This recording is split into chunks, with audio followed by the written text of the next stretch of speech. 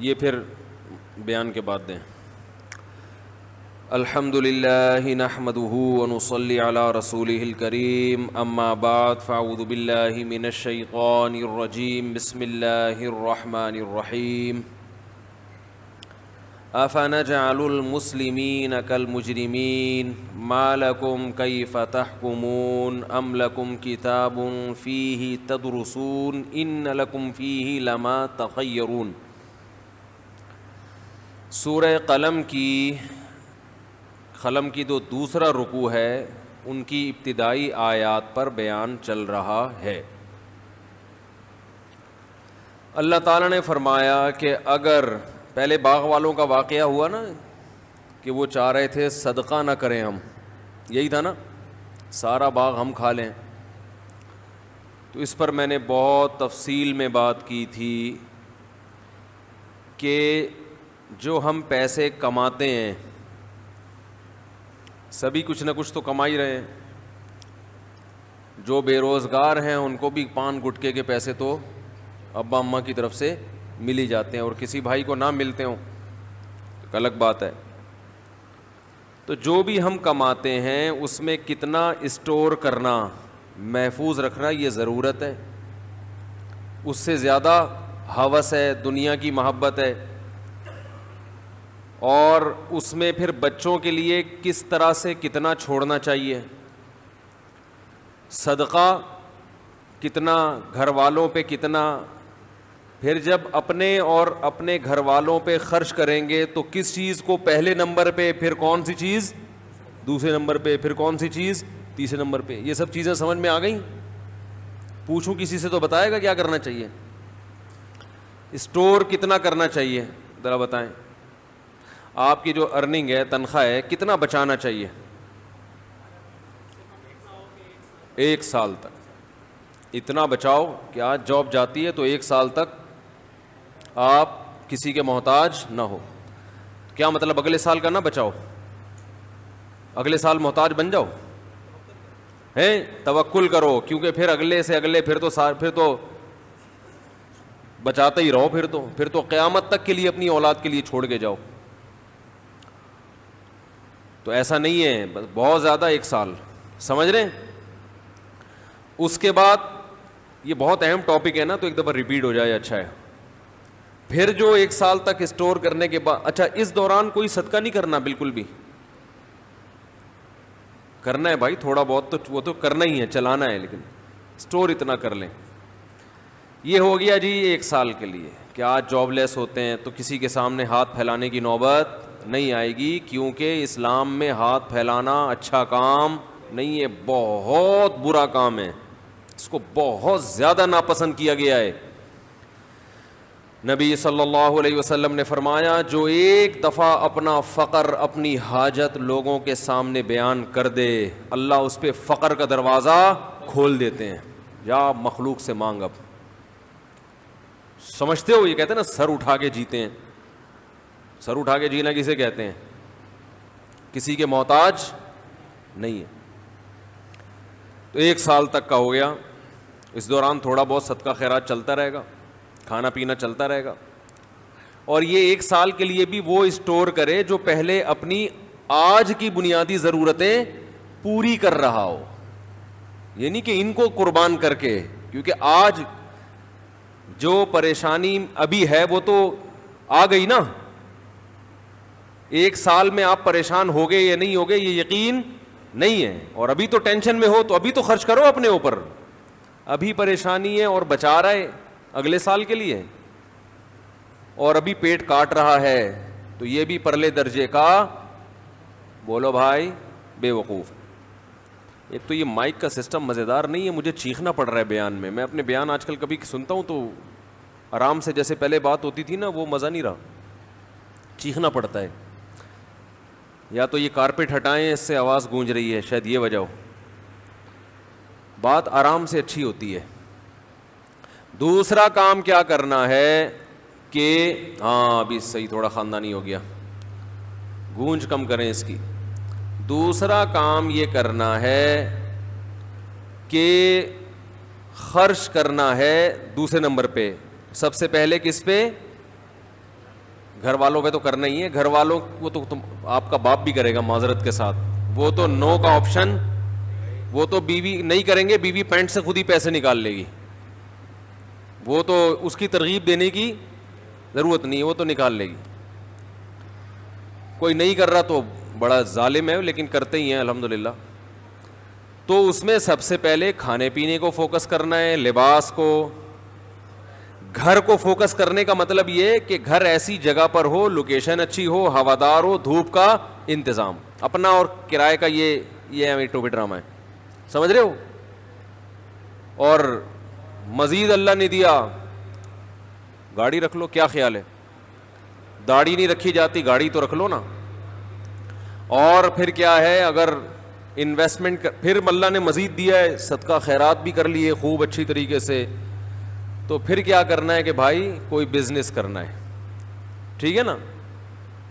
Business بھی ہو گیا, چاہے وہ پراپرٹی کا ہو, مکان بنا کے بیچو, پلاٹ خرید کے بیچو, یا جو مرضی. اس میں یہ اپنے بچوں کے لیے کوئی پلاٹ چھوڑ دو, وہ زیادہ فائدہ پہنچا دیتا ہے. تو خیر قصہ مختصر یہ کہ بالآخر جب یہ سارے کام دھندے اچھی طریقے سے طبیعت سے ہو رہے ہوں, پھر اگر کوئی اپنا ذاتی گھر خرید لے تو کوئی پرابلم نہیں ہے. کیا ہو گیا یار اس کو بھائی, کیا مسئلہ ہی ہے؟ لڈن جعفری کو بلائے بغیر کام نہیں چلے گا. لڈن جعفری کو بلائیں گے, ایک دفعہ بیان کروائیں گے, پھر جب غصے میں مائک پھینکا جائے گا نا, پھر انشاءاللہ مائک ٹھیک ہو جائے گا. تو میں بھی بہاولپور گیا تھا, ہم نے قربانی کے جانور لینے تھے نا ہول سیل کے حساب سے. تو کوئی جاننے والا ہر جگہ مل جاتے ہیں. ہم نے کوئی اچھی مارکیٹ بتاؤ, انہوں نے کہا لڈن میں مارکیٹ لگے گی ایک. تو ہم نے کہا بھائی اس کا مطلب ہے کہ واقعی یہ کردار بالکل ٹھیک ہے. خیر, تو اللہ تعالیٰ نے کنجوسوں کی حالت کو بیان کیا کہ وہ باغ کا پھل کٹنے والا ہے, اور وہ کہہ رہے ہیں کہ کوئی مسکین تمہارے قریب نہ پھٹکے. یہ طبیعت میں کنجوسی کیوں پیدا ہو رہی ہے؟ آپ نے ایک اصطلاح سنی ہوگی نا, تصوف. سنا ہے نا یہ لفظ تصوف کا, صوفی تصوف.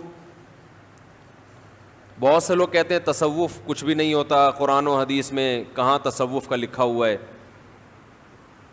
یہ تصوف ہے کیا؟ جب اسلامی سلطنتیں دنیا میں پھیلی ہیں تو لوگوں کے لیے دین پہ چلنا آسان ہو گیا اور دین کی مخالفت مشکل ہو گئی.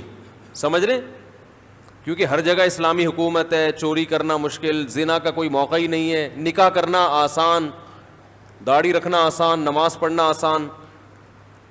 تو صحابہ کے دور میں جو قربانی دے کے ایمان لانے والے لوگوں کی اصلاح دل کی ہوتی تھی, وہ اصلاح لوگوں کی ہونا بند ہو گئی. اب ایک عادت پڑ جاتی ہے نا کسی چیز کی, تو وہ رگڑے نہیں لگتے. تو صوفیاء کرام نے کیا کیا کہ بھئی مصنوعی مجاہدے کروانا شروع کروائے.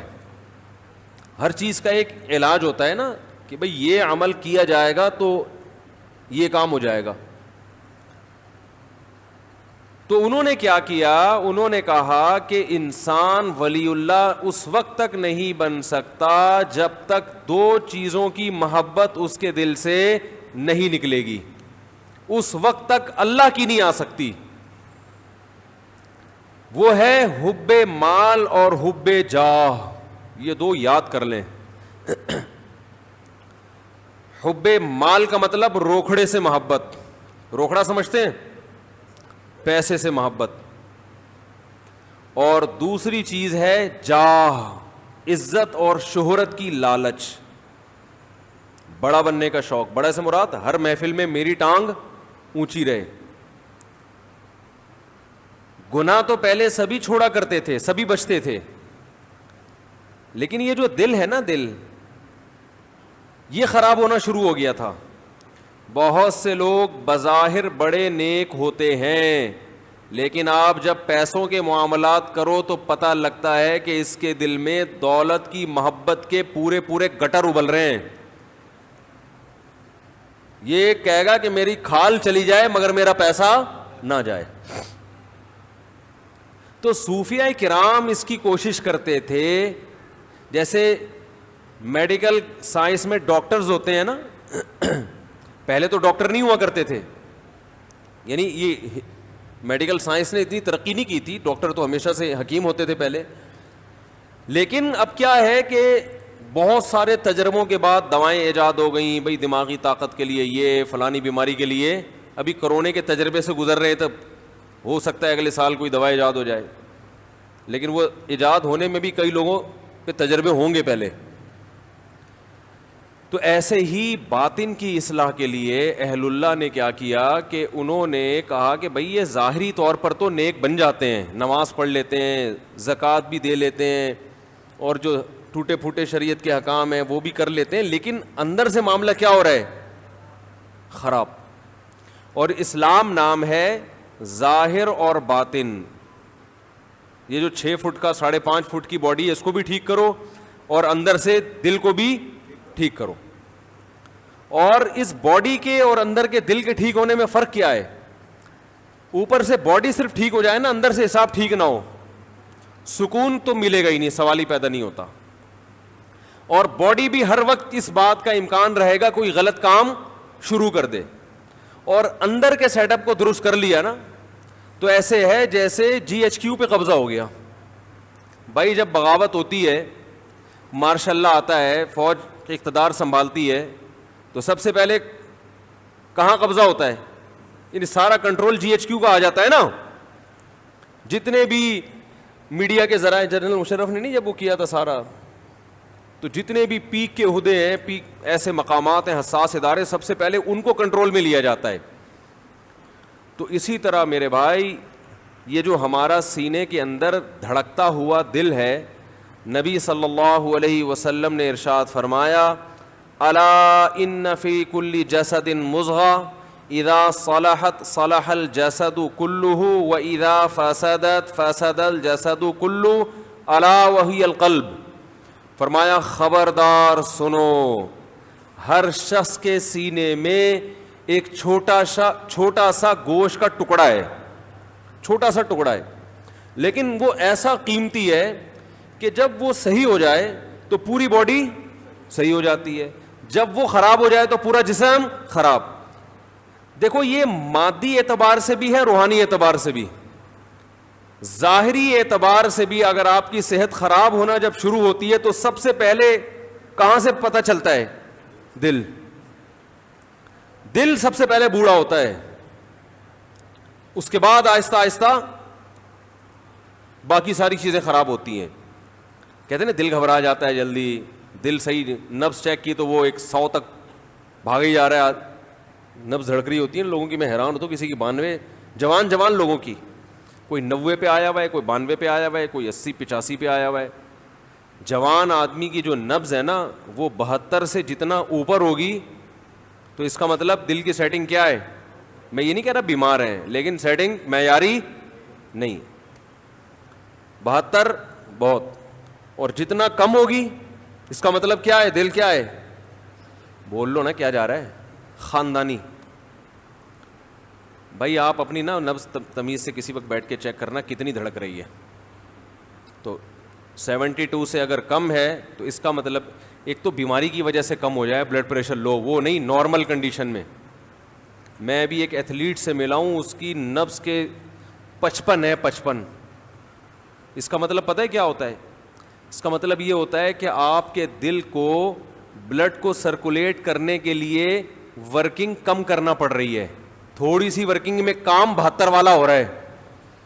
ارے جس کا دل 55 دفعہ دھڑک رہا ہے بلڈ پریشر لو ہونے کی وجہ سے نہیں، ویسے ہی، تو اس کا مطلب ہے وہ 55 دفعہ دھڑک کے وہ کام کر رہا ہے جو ایک نارمل آدمی کا اس کام کو کرنے کے لیے 72 دفعہ دھڑکنا پڑتا ہے. نہیں آ رہی بات میرا خیال ہے. تو اس کا مطلب صحت مند کس کا ہے؟ 55 والے کا، 72 والے کا؟ 55 والے کا. سمجھتے ہو کہ نہیں سمجھتے ہو؟ تو 55 تو خیر بہت ہی کوئی دنیا میں چند ایک لوگوں کا ہی ہوگا، لیکن 65 70 ہٹو بچوں ہے. اچھا یہ بات آئی گئی ہے تو یہ ہوتا کیسے ہے؟ اس کو سیٹنگ پہ لائیں گے کیسے؟ یہ آتا ہے جاگنگ سے اور ایکسرسائز سے. دل کو دھڑکائیں, خوب ورزش کریں, اسٹیمنا بڑھائیں اپنا, تو یہ انشاءاللہ آہستہ آہستہ کس پہ آ جائے گا, سیٹنگ پہ. خیر ابھی ہم کوئی اس جسمانی دل کی بات کے لیے یہاں بیٹھے نہیں ہیں, وہ تو آپ کو ڈاکٹر حضرات بتائیں گے. اور افسوس کی بات, اکثر ڈاکٹروں کا 90 دفعہ دھڑک رہا ہے. ڈاکٹر صحت کے نسخے بتاتے تو ہیں مگر خود عمل نہیں کرتے. بتا رہے ہوں گے سگریٹ پینا صحت کے لیے نقصان دہ, اور آپ جاؤ گے تو سگریٹ پی رہے ہوں گے وہ. تو اس لیے ڈاکٹروں کی باتوں پہ عمل کیا کرو, ان کی زندگی کو فالو مت کرو. سمجھ رہے ہو, باتیں اچھی کرتے ہیں. تو یہ جو روحانی دل ہے یہ بھی کیا ہوتا ہے, بیمار ہوتا ہے. نبی صلی اللہ علیہ وسلم نے فرمایا جب یہ بیمار ہوتا ہے تو پوری باڈی کیا ہو جاتی ہے, خراب. انسان کو سکون نہیں ملتا, انسان کے جسم سے نکلنے والے اعمال اچھے نہیں ہوتے. ہم پھر اس ظاہر پہ محنت کر رہے ہوتے ہیں. میں نے وہ بیان کیا تھا نا کہ اپنا مکان کوئی ضرورت نہیں ہے, انسان کی بنیادی ضرورت نہیں ہے. اتنے دلائل سے سمجھایا, نیچے کچھ لوگوں کے کمنٹ سے اس مولوی کی باتوں میں مت آؤ, اپنا مکان تو اپنا ہی ہوتا ہے. تو وہ دلائل ان کی سمجھ میں کیوں نہیں آ رہے؟ اس لیے کہ دل میں یہ تصور بٹھانے کے لیے تیار ہی نہیں ہے کہ یہ مسافر خانہ ہے. وہ ظاہری چمک دھمک کو دیکھ رہے ہیں, وہ W11 کی چمک پٹیوں کو دیکھ رہے ہیں. وہ یہ دیکھ ہی نہیں ہے کہ بھائی تیرا اسٹیشن آگے لانڈی میں اترنا ہے تو نے. ایک تو W11 لانڈی جاتی نہیں ہے, پھر بھی پتہ نہیں میں کیوں پہنچا کے آتا ہوں اس کو لانڈی ہمیشہ. وہ یہ نہیں دیکھ رہے ہوتے. تو یہ بھائی دل میں پہلے یہ تصور بٹھاؤ گے تو پھر ہماری باتیں اور علماء کی باتیں سمجھ میں آئیں گی. نہیں بٹھاؤ گے تو وہ بھینس کے آگے بین بجانا, بولتے رہو, لوگ بولیں گے بیوقوف ہے, پتہ نہیں کیسی باتیں کر رہا ہے. تو نبی صلی اللہ علیہ وسلم نے ارشاد فرمایا, میرا گلا ذرا بیٹھا ہوا ہے, بولنے میں مشکل ہو رہی ہے, بیٹھا ہوا ایک دفعہ طبیعت سے جو نا کھنکھارنا پڑے گا. تو نبی صلی اللہ علیہ وسلم نے ارشاد فرمایا کہ یہ جو سینے میں دل ہے جب یہ صحیح ہوتا ہے تو پورا جسم صحیح. اب اصل بات یہ کہ صحیح ہونے کی ڈیفینیشن کیا ہے؟ ارے جو جسمانی دل جب صحیح ہوگا تو ڈاکٹر کہے گا صحیح کا مطلب ہے کہ اتنی دفعہ دھڑکتا ہو. کیا خیال ہے؟ کولیسٹرول نہ ہو, بلاکیج نہ ہو, وغیرہ وغیرہ. اس کو ڈاکٹر کہتے ہیں کہ یہ کیا ہے, صحیح دل ہے. تو روحانی دل کے صحیح ہونے کا مطلب کیا ہے؟ اس کی بھی تو کوئی ڈیفینیشن ہوگی نا کہ آپ کا جو روحانی دل ہے وہ کیا ہے, صحیح. اور عجیب بات بتاؤں, روحانی دل جب صحیح ہوتا ہے نا تو جسمانی اگر تھوڑا بہت خراب ہو تو بھی سیٹنگ پہ آ جاتا ہے. وہ روحانی کے صحیح ہونے سے جسمانی پہ بہت اچھا اثر پڑتا ہے.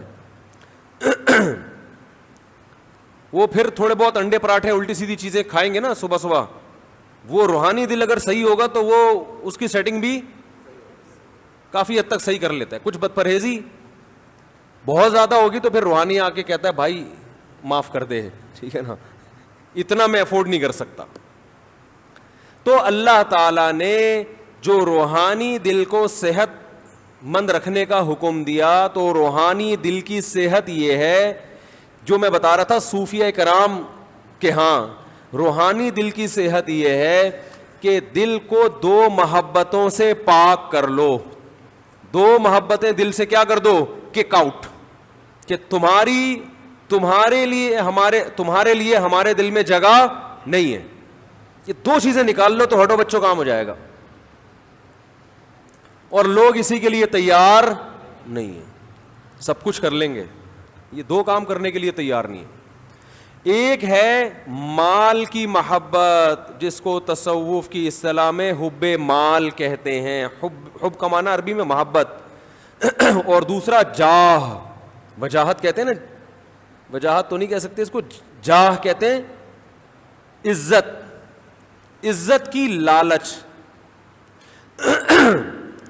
لالچ کا مطلب میں کیا بن جاؤں, بڑا, میری عزت ہو. مال کی محبت اور کیا, جاہ کی محبت. آپ کہہ سکتے ہیں کہ بھائی مال کی محبت تو ایک فطری چیز ہے, کیا خیال ہے بھائی؟ پیسے سے اگر ہر اچھی چیز سے محبت ہوتی ہے کہ نہیں ہوتی ہے؟ کیا خیال ہے بھائی؟ تو یہ کیسی بات ہے؟ پیسے سے گولا گنڈا بھی آ رہا ہے, گٹکا بھی اسی سے آ رہا ہے, پان بھی اسی سے آ رہا ہے, گھر بھی اسی سے مل رہا ہے, گاڑی بھی اسی سے آ رہی ہے, اور بیوی اگر خوش ہے تو وہ بھی کس سے؟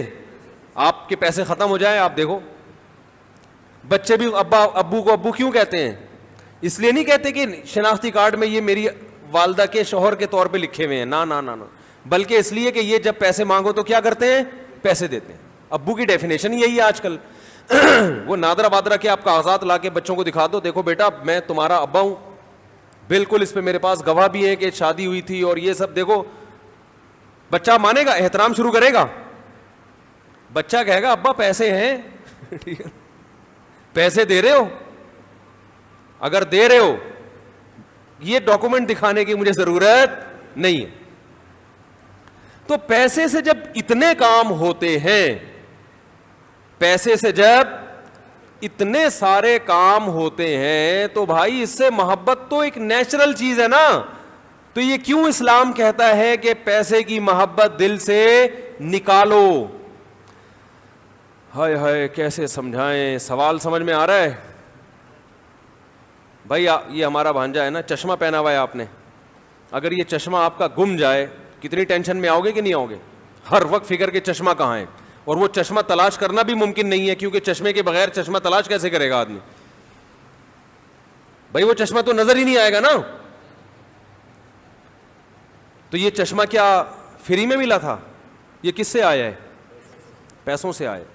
تو سارے کام, روٹی پیسوں سے خریدی جاتی ہے, تو سارے کام جب پیسے سے ہو رہے ہیں, تو پھر یہ کہنا کہ پیسے کی محبت دل سے نکالو, یہ سمجھ میں آنے والی بات نہیں ہے. اس کا کوئی مطلب ہوگا نا, یا تو اسلام نے ایسی بات کر دی ہے جو بالکل ہی غلط ہے. دوسری چیز ہے حب جاہ, بڑا بننے کا شوق. اس کی محبت دل سے نکالو. بھائی کیوں نکالیں؟ بڑا بننے کا شوق نہ ہوتا تو آرمی میں لوگ کمیشن آفیسر جاتے ہیں. بھائی ہر آدمی کہتا ہے یار عام فوجی بھرتی ہو جاؤ, بچے کو کمیشن آفیسر بھیجنے کی ضرورت نہیں ہے. وہی وہ اسی لیے تو بھیجتے ہیں کہ تاکہ کیا بنے؟ بڑا بنے.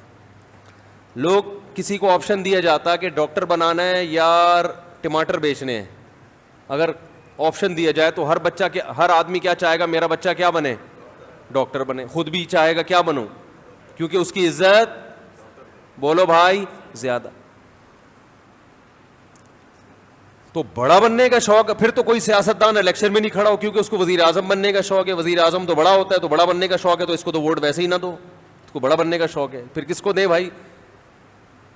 جو کھڑے نہیں ہو رہے الیکشن میں ان کو دیں گے. تو ان کو دیں کیسے جب وہ الیکشن میں کھڑے ہی نہیں ہو رہے؟ کیا خیال ہے بھائی؟ تو اس کا مطلب ہے بھائی یہ جو اسلام نے کہا ہے کہ دل سے مال کی محبت بھی نکالو اور جاہ کی بھی, اس کا کوئی مطلب ہے جو سمجھانا پڑے گا, سمجھنا پڑے گا. تو وہ کیا ہے وہ ہم بتاتے ہیں آپ کو. اس کو قرآن اور سنت ہی نے مختلف طریقوں سے ڈیفائن کیا ہے. پیسے کی محبت دیکھو اسلام کہتا ہے وَكَذَلِكَ جَعَلْنَاكُمْ أُمَّةً وَسَطًا, ہم نے تم کو معتدل امت بنایا ہے. تو ہر چیز میں اعتدال اچھا ہے. تو اسلام جب کہتا ہے کہ پیسے کی محبت دل سے نکالو, کیا مطلب؟ وہ محبت جو اعتدال سے, بولو بھائی, زیادہ ہو. جاہ کی محبت دل سے نکالو, وہ محبت جو اعتدال سے زیادہ. آج مجھے کسی نے بتایا کہ میری جو 4 شادیوں والی معذرت کے ساتھ کتاب ہے, بہت سے لوگ اس سے اقتباسات لے کے نا اپنے نام سے شائع کر رہے ہیں. یہ کیا بڑا بننے کا شوق یا شہرت کا شوق ہے یا نہیں ہے؟ کہ جس کی تحریر ہے آپ نے وہاں سے اٹھائی, 2-4 لفظ آگے پیچھے کر کے کس سے شائع کیا. تو یہ بڑا بننے کی محبت نہیں ہے, بلکہ بڑا بننے کی ہوس ہے. سمجھ رہے ہو؟ یہ جتنے کاپی رائٹس دوسرے کی کتاب اٹھائی اپنے نام سے, خیر مجھے جس نے بتایا میں نے کہا کر دے یار, اپنے نام سے کر دو بھلے, اس سے فائدہ ہی ہوگا, بات تو پھیلے گی نا. ارے بات تو پھیلے گی, بھلے ہمارے نام سے نہیں آپ کے نام سے پھیل جائے, مقصد تو یہ ہے کہ پھیل جائے بات. تو ہمیں تو اللہ کا شکر ہے اس پہ کوئی تکلیف نہیں ہے, بات پھیلے. لیکن لوگ ایسا کر رہے ہوتے ہیں, اس کی کتاب اٹھا دی, اپنے نام سے شائع کر دی, کام کسی اور نے کیا, آپ چاہتے ہو کہ کس کے کھاتے میں ڈالا جائے, میرے کھاتے میں. وَيُحِبُّونَ أَن يُحْمَدُوا بِمَا لَمْ يَفْعَلُوا. اللہ نے فرمایا جو اہل کتاب تھے نا, ان کے علماء میں جو خرابی آئی ہے, بڑی خرابی یہ تھی یہود و نصارہ کے علماء میں کہ وہ یہ چاہتے تھے کہ کسی اور کا کام بھی کس کے کھاتے میں ڈالا جائے, ہمارے کھاتے میں. جو کام ہم نے نہیں کیا اس پہ بھی لوگ ہماری تعریفیں کریں. سمجھ میں آ رہی ہے بات کہ نہیں آ رہی ہے؟ تو ہم میں سے ہر شخص دولت سے بھی محبت کرتا ہے, لیکن اتنی نہیں جتنی شریعت نے اجازت دی ہے, اس سے زیادہ. ہم میں سے ہر شخص بڑا بھی بننا چاہتا ہے اور بڑائی کا شوق بھی ہوس کی حد تک پہنچا ہوا ہے. اس لیے بڑا بننے کے لیے جائز طریقے نہیں بلکہ غیر اخلاقی, غیر شائستہ طریقے اختیار کرنا شروع کر دیتے ہیں. کچھ طریقے ناجائز نہیں ہوتے مگر غیر اخلاقی ہوتے ہیں, وہ بھی غلط ہیں. دیکھو آپ نے دکانداروں کو دیکھا ہوگا کہ آپ کسی مارکیٹ سے گزریں تو گزرنا عذاب بن جاتا ہے, پیچھے تک آ رہے ہوتے ہیں. دیکھا ہوگا نا کپڑا بیچنے والا, وہ بھائی آپ جا رہے ہیں, ہاں صوفی صاحب ذرا 2 منٹ بات سن لیں, بیٹھیں تو صحیح یار, کرسی لے کر آئے, بیٹھیں تو صحیح. وہ بھائی میں اپنے کام سے جا رہا ہوں, سر آپ بیٹھیں تو صحیح. مقصد یہ کسی طرح گھسیٹ کے اس کمبخت کو بٹھاؤ, شاید کچھ کپڑا خرید لیں. تو یہ پیسے کی محبت نہیں ہے بلکہ کیا ہے, ہوس. او بھائی تمیز سے عزت کے ساتھ جتنا کما سکتے ہو کماؤ, پتلی گلی سے نکلو. میں اکثر ایک واقعہ بیان کرتا ہوں, میں نے بہت پہلے کئی دفعہ بیان کیا, بہت دن ہو گئے. میں جب یہاں امامت کے لیے نیا آیا, 2006 یا 7 کی بات ہے, تو یہاں ایک ریڑھی والا تھا, سبزی بیچا کرتا تھا. آج کل نا لوگوں میں یہ چیز ختم ہو رہی ہے. میں اس سے اکثر سبزی لیا کرتا, اتنی بڑی داڑھی ماشاءاللہ, وہ بیچارہ افغانی نہیں ہوتے غریب سے بیچارے, وہ اس طرح کا افغانی تھا, وہ اتنی بڑی داڑھی اور وہ سبزی بیچ رہا ہے, کوئی اس کا پرسان حال نہیں, وہ ریڑھی ہی اس کی کل کائنات. تو میں اس کے حالات جانتا تھا. ایک دن کیا ہوا, ایک خاتون جو اس کی پرانے کسٹمر کو تو لوگ دنیا چھوڑ دیتے ہیں, آج کل کسٹمر نہیں چھوڑتے. وہ پرانی کسٹمر سبزی لے کر آئی واپس کرنے کے لیے, اور کہنے لگی کہ آپ نے مجھے جھوٹ بول کر یہ سبزی بیچی ہے, جھوٹ بول کے. سمجھ میں آ رہی ہے بات؟ مثال کے طور پر آپ نے کہا تھا گلے ہوئے نہیں ہیں تو یہ گلے ہوئے ہیں, تو فلانا ڈمکانا, کچھ اس طرح کی بات تھی. اب ظاہر ہے پرانا واقعہ ہو گیا. اس نے کہا کہ باجی میں یہاں کئی سالوں سے سبزی بیچ رہا ہوں, غلط فہمی ہو سکتی ہے لیکن میں جھوٹ بولنے والا. اس نے کہا نہیں تم جھوٹے ہو. عزت دار آدمی کو جو ہے نا یہ تانا برداشت نہیں ہوتا, جو واقعی جھوٹ نہیں بولتا نا. جو جھوٹ بولتا ہے وہ تو کہتا ہے چل چلاتی رہے, بولتی رہے, سبزی مجھ سے ہی لینا. وہ کہہ رہا ہے باجی غلط فہمی ہو گئی ہوگی, غلطی سے ڈل گیا ہوگا, یہ ایک کریلا خراب ڈل گیا مجھ سے غلطی سے, میں انسان ہوں, آپ کو میں دوسری سبزی دے دیتا ہوں. وہ کہہ رہی تھی ہاں مجھے دوسری سبزی دو, یہ والی واپس لے لو. اس نے کہا میں واپس لے لیتا ہوں, آپ کو میں دوسری سبزی دے دیتا ہوں, تازہ سبزی, لیکن یہ غلطی سے مجھ سے ڈل گیا ہوگا. ویسے بھی آپ پرانی کسٹمر ہیں, میں آپ کے ساتھ دھوکہ نہیں کر سکتا. لیکن وہ خاتون پتہ نہیں کہیں تیش میں کہہ رہی نہیں تم نے جھوٹ بولا ہے, تم یہ مانو. اس نے کہا سبزی یہاں رکھو, پتلی گلی سے نکلو. وہ کہنے لگی اچھا چلو لاؤ چھوڑو دے دو. اس نے کہا نہیں اب نہیں ملے گی, جاؤ اب. وہ بھائی اس خاتون نے ایڑی چوٹی کا زور لگا لیا. اس بندے نے کہا کہ اب نہیں ملے گی, قیامت تک نہیں ملے گی, ایسی کی تیسی سالے. نہیں آ رہی بات؟ ممکن ہے جو وہاں کھڑے ہوئے اس کو دیکھ رہے ہوں وہ کہیں یار یہ بد اخلاق ہے. میں نے کہا یہ بد اخلاق نہیں ہے, اس کے اخلاق کو سلوٹ کرنے کا دل کر رہا ہے, خاندانی ہے یہ نا. او بھائی تمہیں 10 دفعہ بتا دیا ہم جھوٹے نہیں ہیں, پھر بھی ایک ہی تانا جھوٹ جھوٹ جھوٹ. اس نے کہا دفعہ ہو یہاں سے, ایسی کی تیسی. میں نے کہا یار آپ کی پرانی کسٹمر ہے, کہ جاؤ کسٹمر کی ایسی کی تیسی, پہلے عزت ہو اس کے بعد کیا ہو. بھائی اسلام میں عزت پہلے ہے, پیسہ بعد میں. کہہ رہے یہ تانا ہم کو آج تک کسی نے نہیں دیا کہ ہم جھوٹ بولتے ہیں. کہہ رہے جھوٹ بولنا ہوتا ہم ریڈی لگا رہے ہوتے ہیں یہاں پہ, حرام کمانا ہوتا. مجھے اس کا ایسا ایٹیٹیوڈ اتنا خاندانی لگانا, میں نے کہا یار یہ بندہ بظاہر بد اخلاق ہے مگر اخلاق کے اعلیٰ معیار پر پہنچا ہوا ہے. اس لیے کہ بھائی کما رہے ہیں, چاہے ٹماٹر بیچ رہے ہیں, مگر عزت کے ساتھ. ایک دفعہ ہو جاتا ہے, اس خاتون نے کہا جھوٹ بول رہا ہے, 2 دفعہ 3 دفعہ 4 دفعہ آدمی کو تیش دلا دیا, اس نے کہا نہیں. اب دیکھو جو غیر خاندانی آدمی ہوتا ہے نا, جس کے دل میں ٹماٹر کی لالچ, وہ پیسوں کی لالچ ہوتی, ارے پیسے ملے, وہ کچھ بھی کر دیتی نا, پھر بھی انٹی کو منانے گھر چلا جاتا, انٹی کو منانے چلا جاتا. گھر دیکھیں سبزی مجھ سے ہی لیا کریں, بھلے آپ مجھے جھوٹا بولیں, کچھ بھی چور بولیں, کچھ بھی بولیں, لیکن انٹی کدو کس سے خریدنے ہیں آپ نے, کیونکہ کدو کے پیسے میری جیب میں آنے چاہیے. ہمارے ہاں کسٹمر کو نا گھر تک لے کے, گھر پہنچ رہے ہیں اس کے, او بھائی تم نے دکان کھول لی, بیٹھ گئے, سب کو پتا ہے کپڑے کی دکان ہے, وہاں بھی ملتا ہے تو تمہارے پاس بھی ملتا ہے, بیٹھ جاؤ آرام سے یار. وہ پورا پیچھے تک جا رہا ہے, گلی کے کنارے تک جائے گا. اس کا مطلب تم پیسوں کی محبت نہیں ہے بلکہ ہوس ہے تمہارے اندر. بھائی دیکھو ملتان دوبارہ آتے ہیں ہم لوگ, وہ جو ملتان پہ بندہ اتارا تھا نا ہم نے, اب وہ بندہ انشاءاللہ ہر مثال میں ہمارے ساتھ رہے گا. محبت ہو گئی آپ کو اس ملتان, آپ پشاور جا رہے تھے, وہ کہاں جا رہا تھا, ملتان. ٹھیک ہے, انسان کو محبت ہوتی ہے, ہونی بھی چاہیے, کہ انسان آپ کے سامنے بیٹھا ہوا ہے, ہم سفر ہے آپ کا, اور ہیلو ہائے گپ شپ. اب آپ کو اتنی محبت ہے کہ آپ ملتان اس کو گھر چھوڑنے جا رہے ہیں. آپ بولے میں اگلی ٹرین سے پشاور چلا جاؤں گا, پہلے میں آپ کو کیا کروں, گھر چھوڑ کے آ جاؤں, اور آپ چلے گئے. تو وہ ملتان والے کے ابا نکلے باہر, کہنے لگے یہ کون ہے, کہ یہ کراچی سے ایک دوست میرے سوار ہوئے تھے, جا تو یہ پشاور رہے ہیں لیکن ان کو مجھ سے اتنی محبت ہوئی ہے کہ یہ باقاعدہ ٹرین میں اتر کے ملتان تک, میرے گھر تک اب مجھے پہنچانے آئے ہیں اور اب چلے جائیں گے.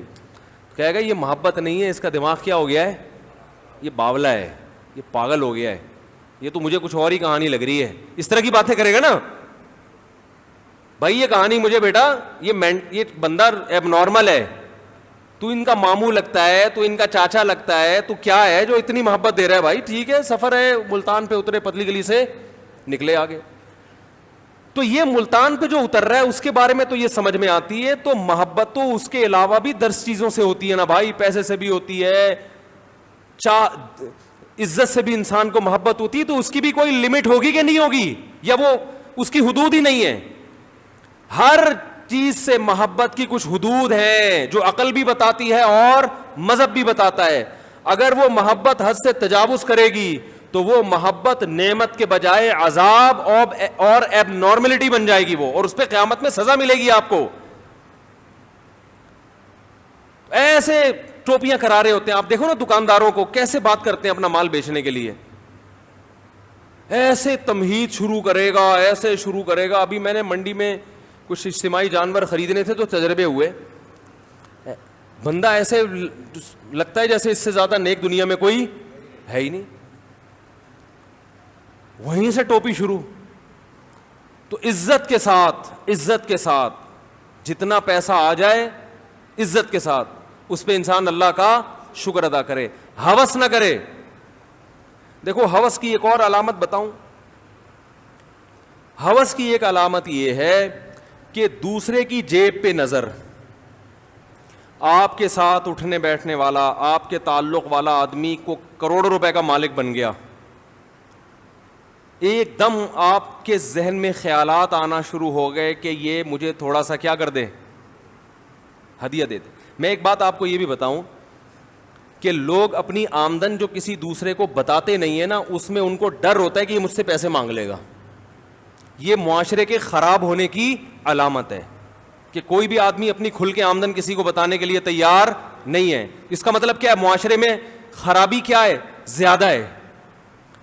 بتا کیوں نہیں رہے, مانگے گا پیسے. نہ لوگ دینداروں کو بتاتے ہیں اپنی آمدن, بینک اکاؤنٹ کتنے سے سیکیور ہوتے ہیں نا.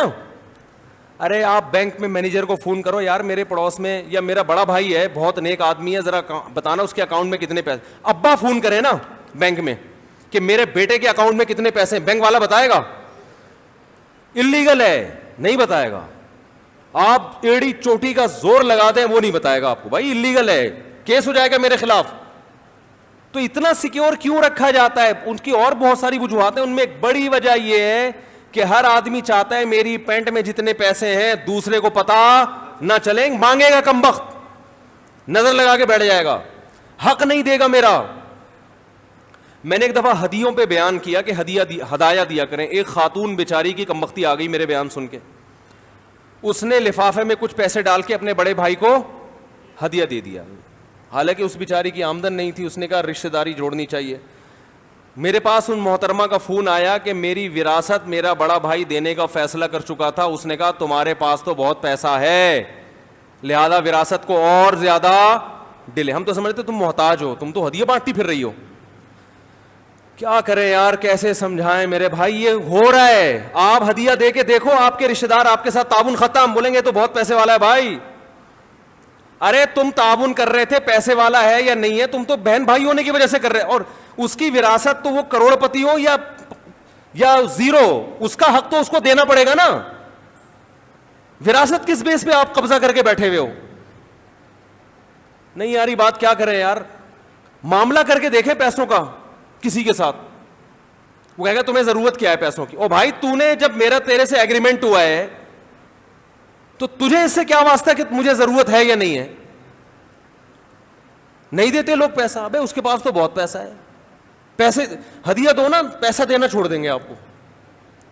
تو میں نے اس خاتون سے کہا, میں نے مجھے بیان میں نا اس تجربے کے بعد ایک لفظ آئندہ کے لیے ایڈ کروں گا میں, کہ بہنوں کو چاہیے بھائیوں کو ہدیہ دیں, بشرطے کہ بھائی غیر خاندانی بولو نہ ہو. خاندانی بھائی ہوگا نا, جب بہن ہدیہ دے گی قبول کرے گا, بولے گا بھائی اس کا تو بڑا ظرف ہے, پیٹ کاٹ کے ہدیہ دے رہی ہے, ڈبل کر کے لوٹائے گا. وہ بولے گا ایسے خاندانی لوگوں پہ تو خرچ کرنے کا مزہ آتا ہے, بھکاریوں پہ خرچ کرنے میں تھوڑی مزہ آتا ہے.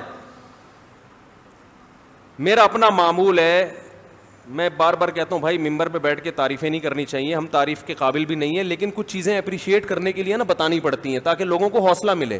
باقی ظاہر ہے میں انسان اپنی خامیاں تھوڑی بیان کرتا ہے, تو اس لیے زیادہ یہ نہ سمجھا کریں پتہ نہیں کتنے پہنچے ہوئے بزرگ ہوں گے. میں جب کسی کو ہدیہ دینے کا ارادہ کروں نا, اور مجھے یہ ہو کہ یہ بیچارہ محتاج ہے اور سفید پوش ہے, پھر میں جب اس کو ہدیہ دوں اور وہ نہ لے تو میں اس سے کہتا ہوں کسی کے باپ میں انشاءاللہ وہ دم نہیں ہے کہ میں تجھے دے رہا ہوں اور تو نہ لے. لڑائی ہے, کیونکہ ایسا آدمی ہمیں چاہیے, بھیکاری نہیں چاہیے. کمبخت کسی کو کوئی چیز دے دو نا, وہ ایسے, وہ میں نے بتایا تھا نا ایک ماسی کو 5,000 روپے دے دیے میں نے کچھ دن پہلے, اس کو بولا محترمہ یہاں سے پتلی گلی سے نکل لو. مجھے پتا تھا یہ 500 مانگ رہی تھی, ہم نے دے کتنے دیے 5,000, تو اس لیے کہ بیچاری خوش ہو جائے. مجھے اندازہ تھا اب یہ دھرنا مار کے بیٹھ, وہی ہوا, وہ جا ہی نہیں رہی. اگلے دن پھر آ گئی, پھر گھر میں گھس رہی ہے, پھر دیے پیسے. بھائی جان چھوڑو, نہیں بھائی اب تو جتنا دو گے اتنا. میں نے کہا نکلو, صحیح ہے نا, سختی کرنی پڑتی ہے. پھر یا تو اس کے گھر جاؤ کہ دیکھو کہ واقعی محتاج ہے یا نہیں, تو پھر ماہانہ باندھ دے آدمی. بھکاریوں کو دینے سے مطلب تو یہ ہوتا ہے کہ اب آپ اس کے بھکاری پن میں اور زیادہ اضافہ کر رہے ہیں. تو اسلام آپ کو اس کی ترغیب تھوڑی دے رہے کہ لوگوں کو بھکاری بناؤ, اسلام تو کہہ رہے لوگوں کو کارآمد بناؤ. تو عزت دار لوگ تلاش کیا کریں اور گن پوائنٹ پہ ان کو دیا کریں. یہ نہیں ہوتا کہ ایک دفعہ انہوں نے کہہ دیا نہیں ایسے, تو اچھا چلو میں تو ویسے ہی پوچھ رہا تھا, فوراً لوگ پتہ کیا سوچتے ہیں, چلو ہمیں نیت کا ثواب تو مل گیا. دیا کرو, بولو تیرے باپ کو بھی لینا پڑے گا ایسی کی تیسی. پہلے سوچو کہ دینا کس کو ہے.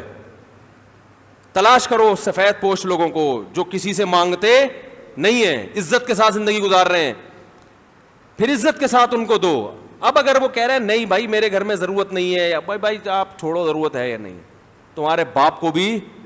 یہ اصل میں باپ تک جب تک نہیں ہو بات بنتا. آپ کہیں لوگ مسا پتہ نہیں کیا ممبر بیٹھ کے باپ کی باتیں لگا کے رکھی ہوئی ہے, اس کے بغیر چلتا نہیں ہے نا معاملہ. یہ جب بولو گے تو پھر وہ لے گا, بولے گا بھائی یہ تو تیش میں آیا ہوا ہے.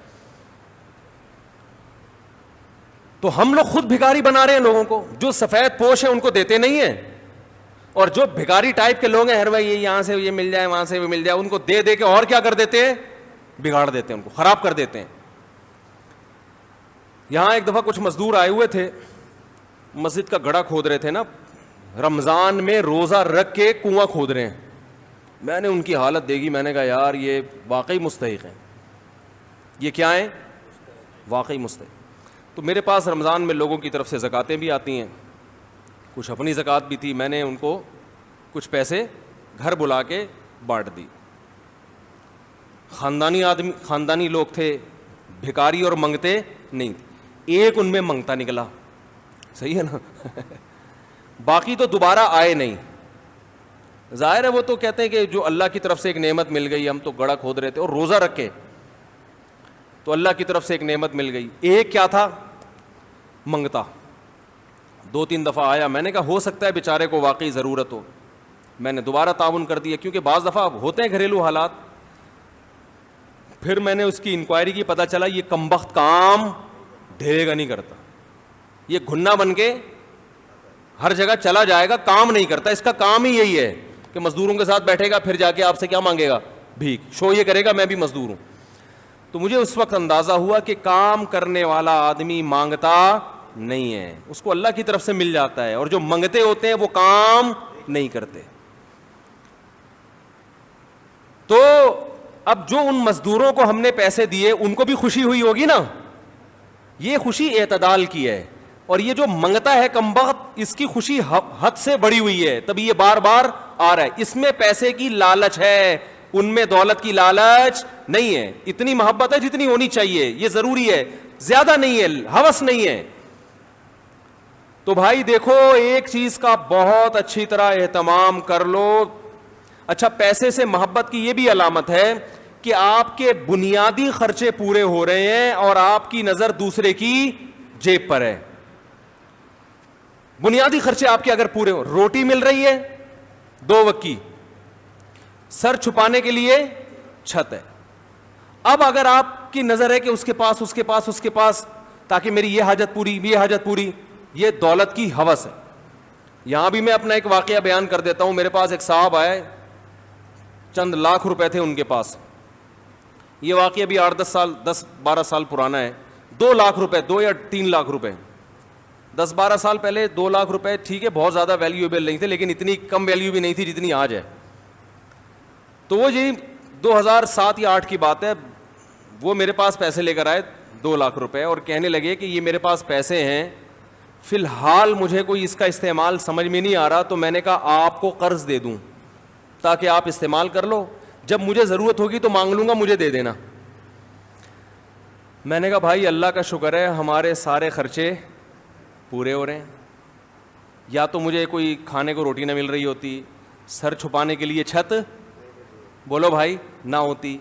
میں نے کہا اللہ کا شکر ہے صبح پراٹھے بھی کھا رہے ہیں, انڈے بھی کھا رہے ہیں, دوپہر کا کھانا بھی ہو جاتا ہے, اس کے بعد 1 گھنٹہ قیلولہ ہوتا ہے, قیلولے کے بعد جب اٹھتے ہیں نیند سے, کڑک سی خاندانی قسم کی کیا پیتے ہیں, چائے پیتے ہیں, جو کہ نہیں پینی چاہیے, لیکن بہرحال تھوڑا بہت سٹا کیا ہوتا ہے اسلام میں.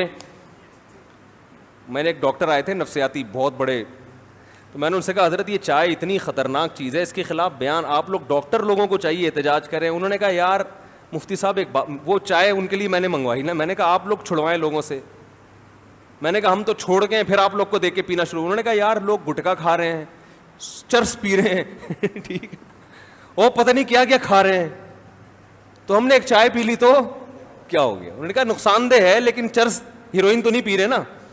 تو وہ کہنے لگے مفتی صاحب ایسی بات کرو جو معاشرے میں چلنا بھی تو ہے نا, اتنا زیادہ نیک بنانے کی ضرورت نہیں ہے.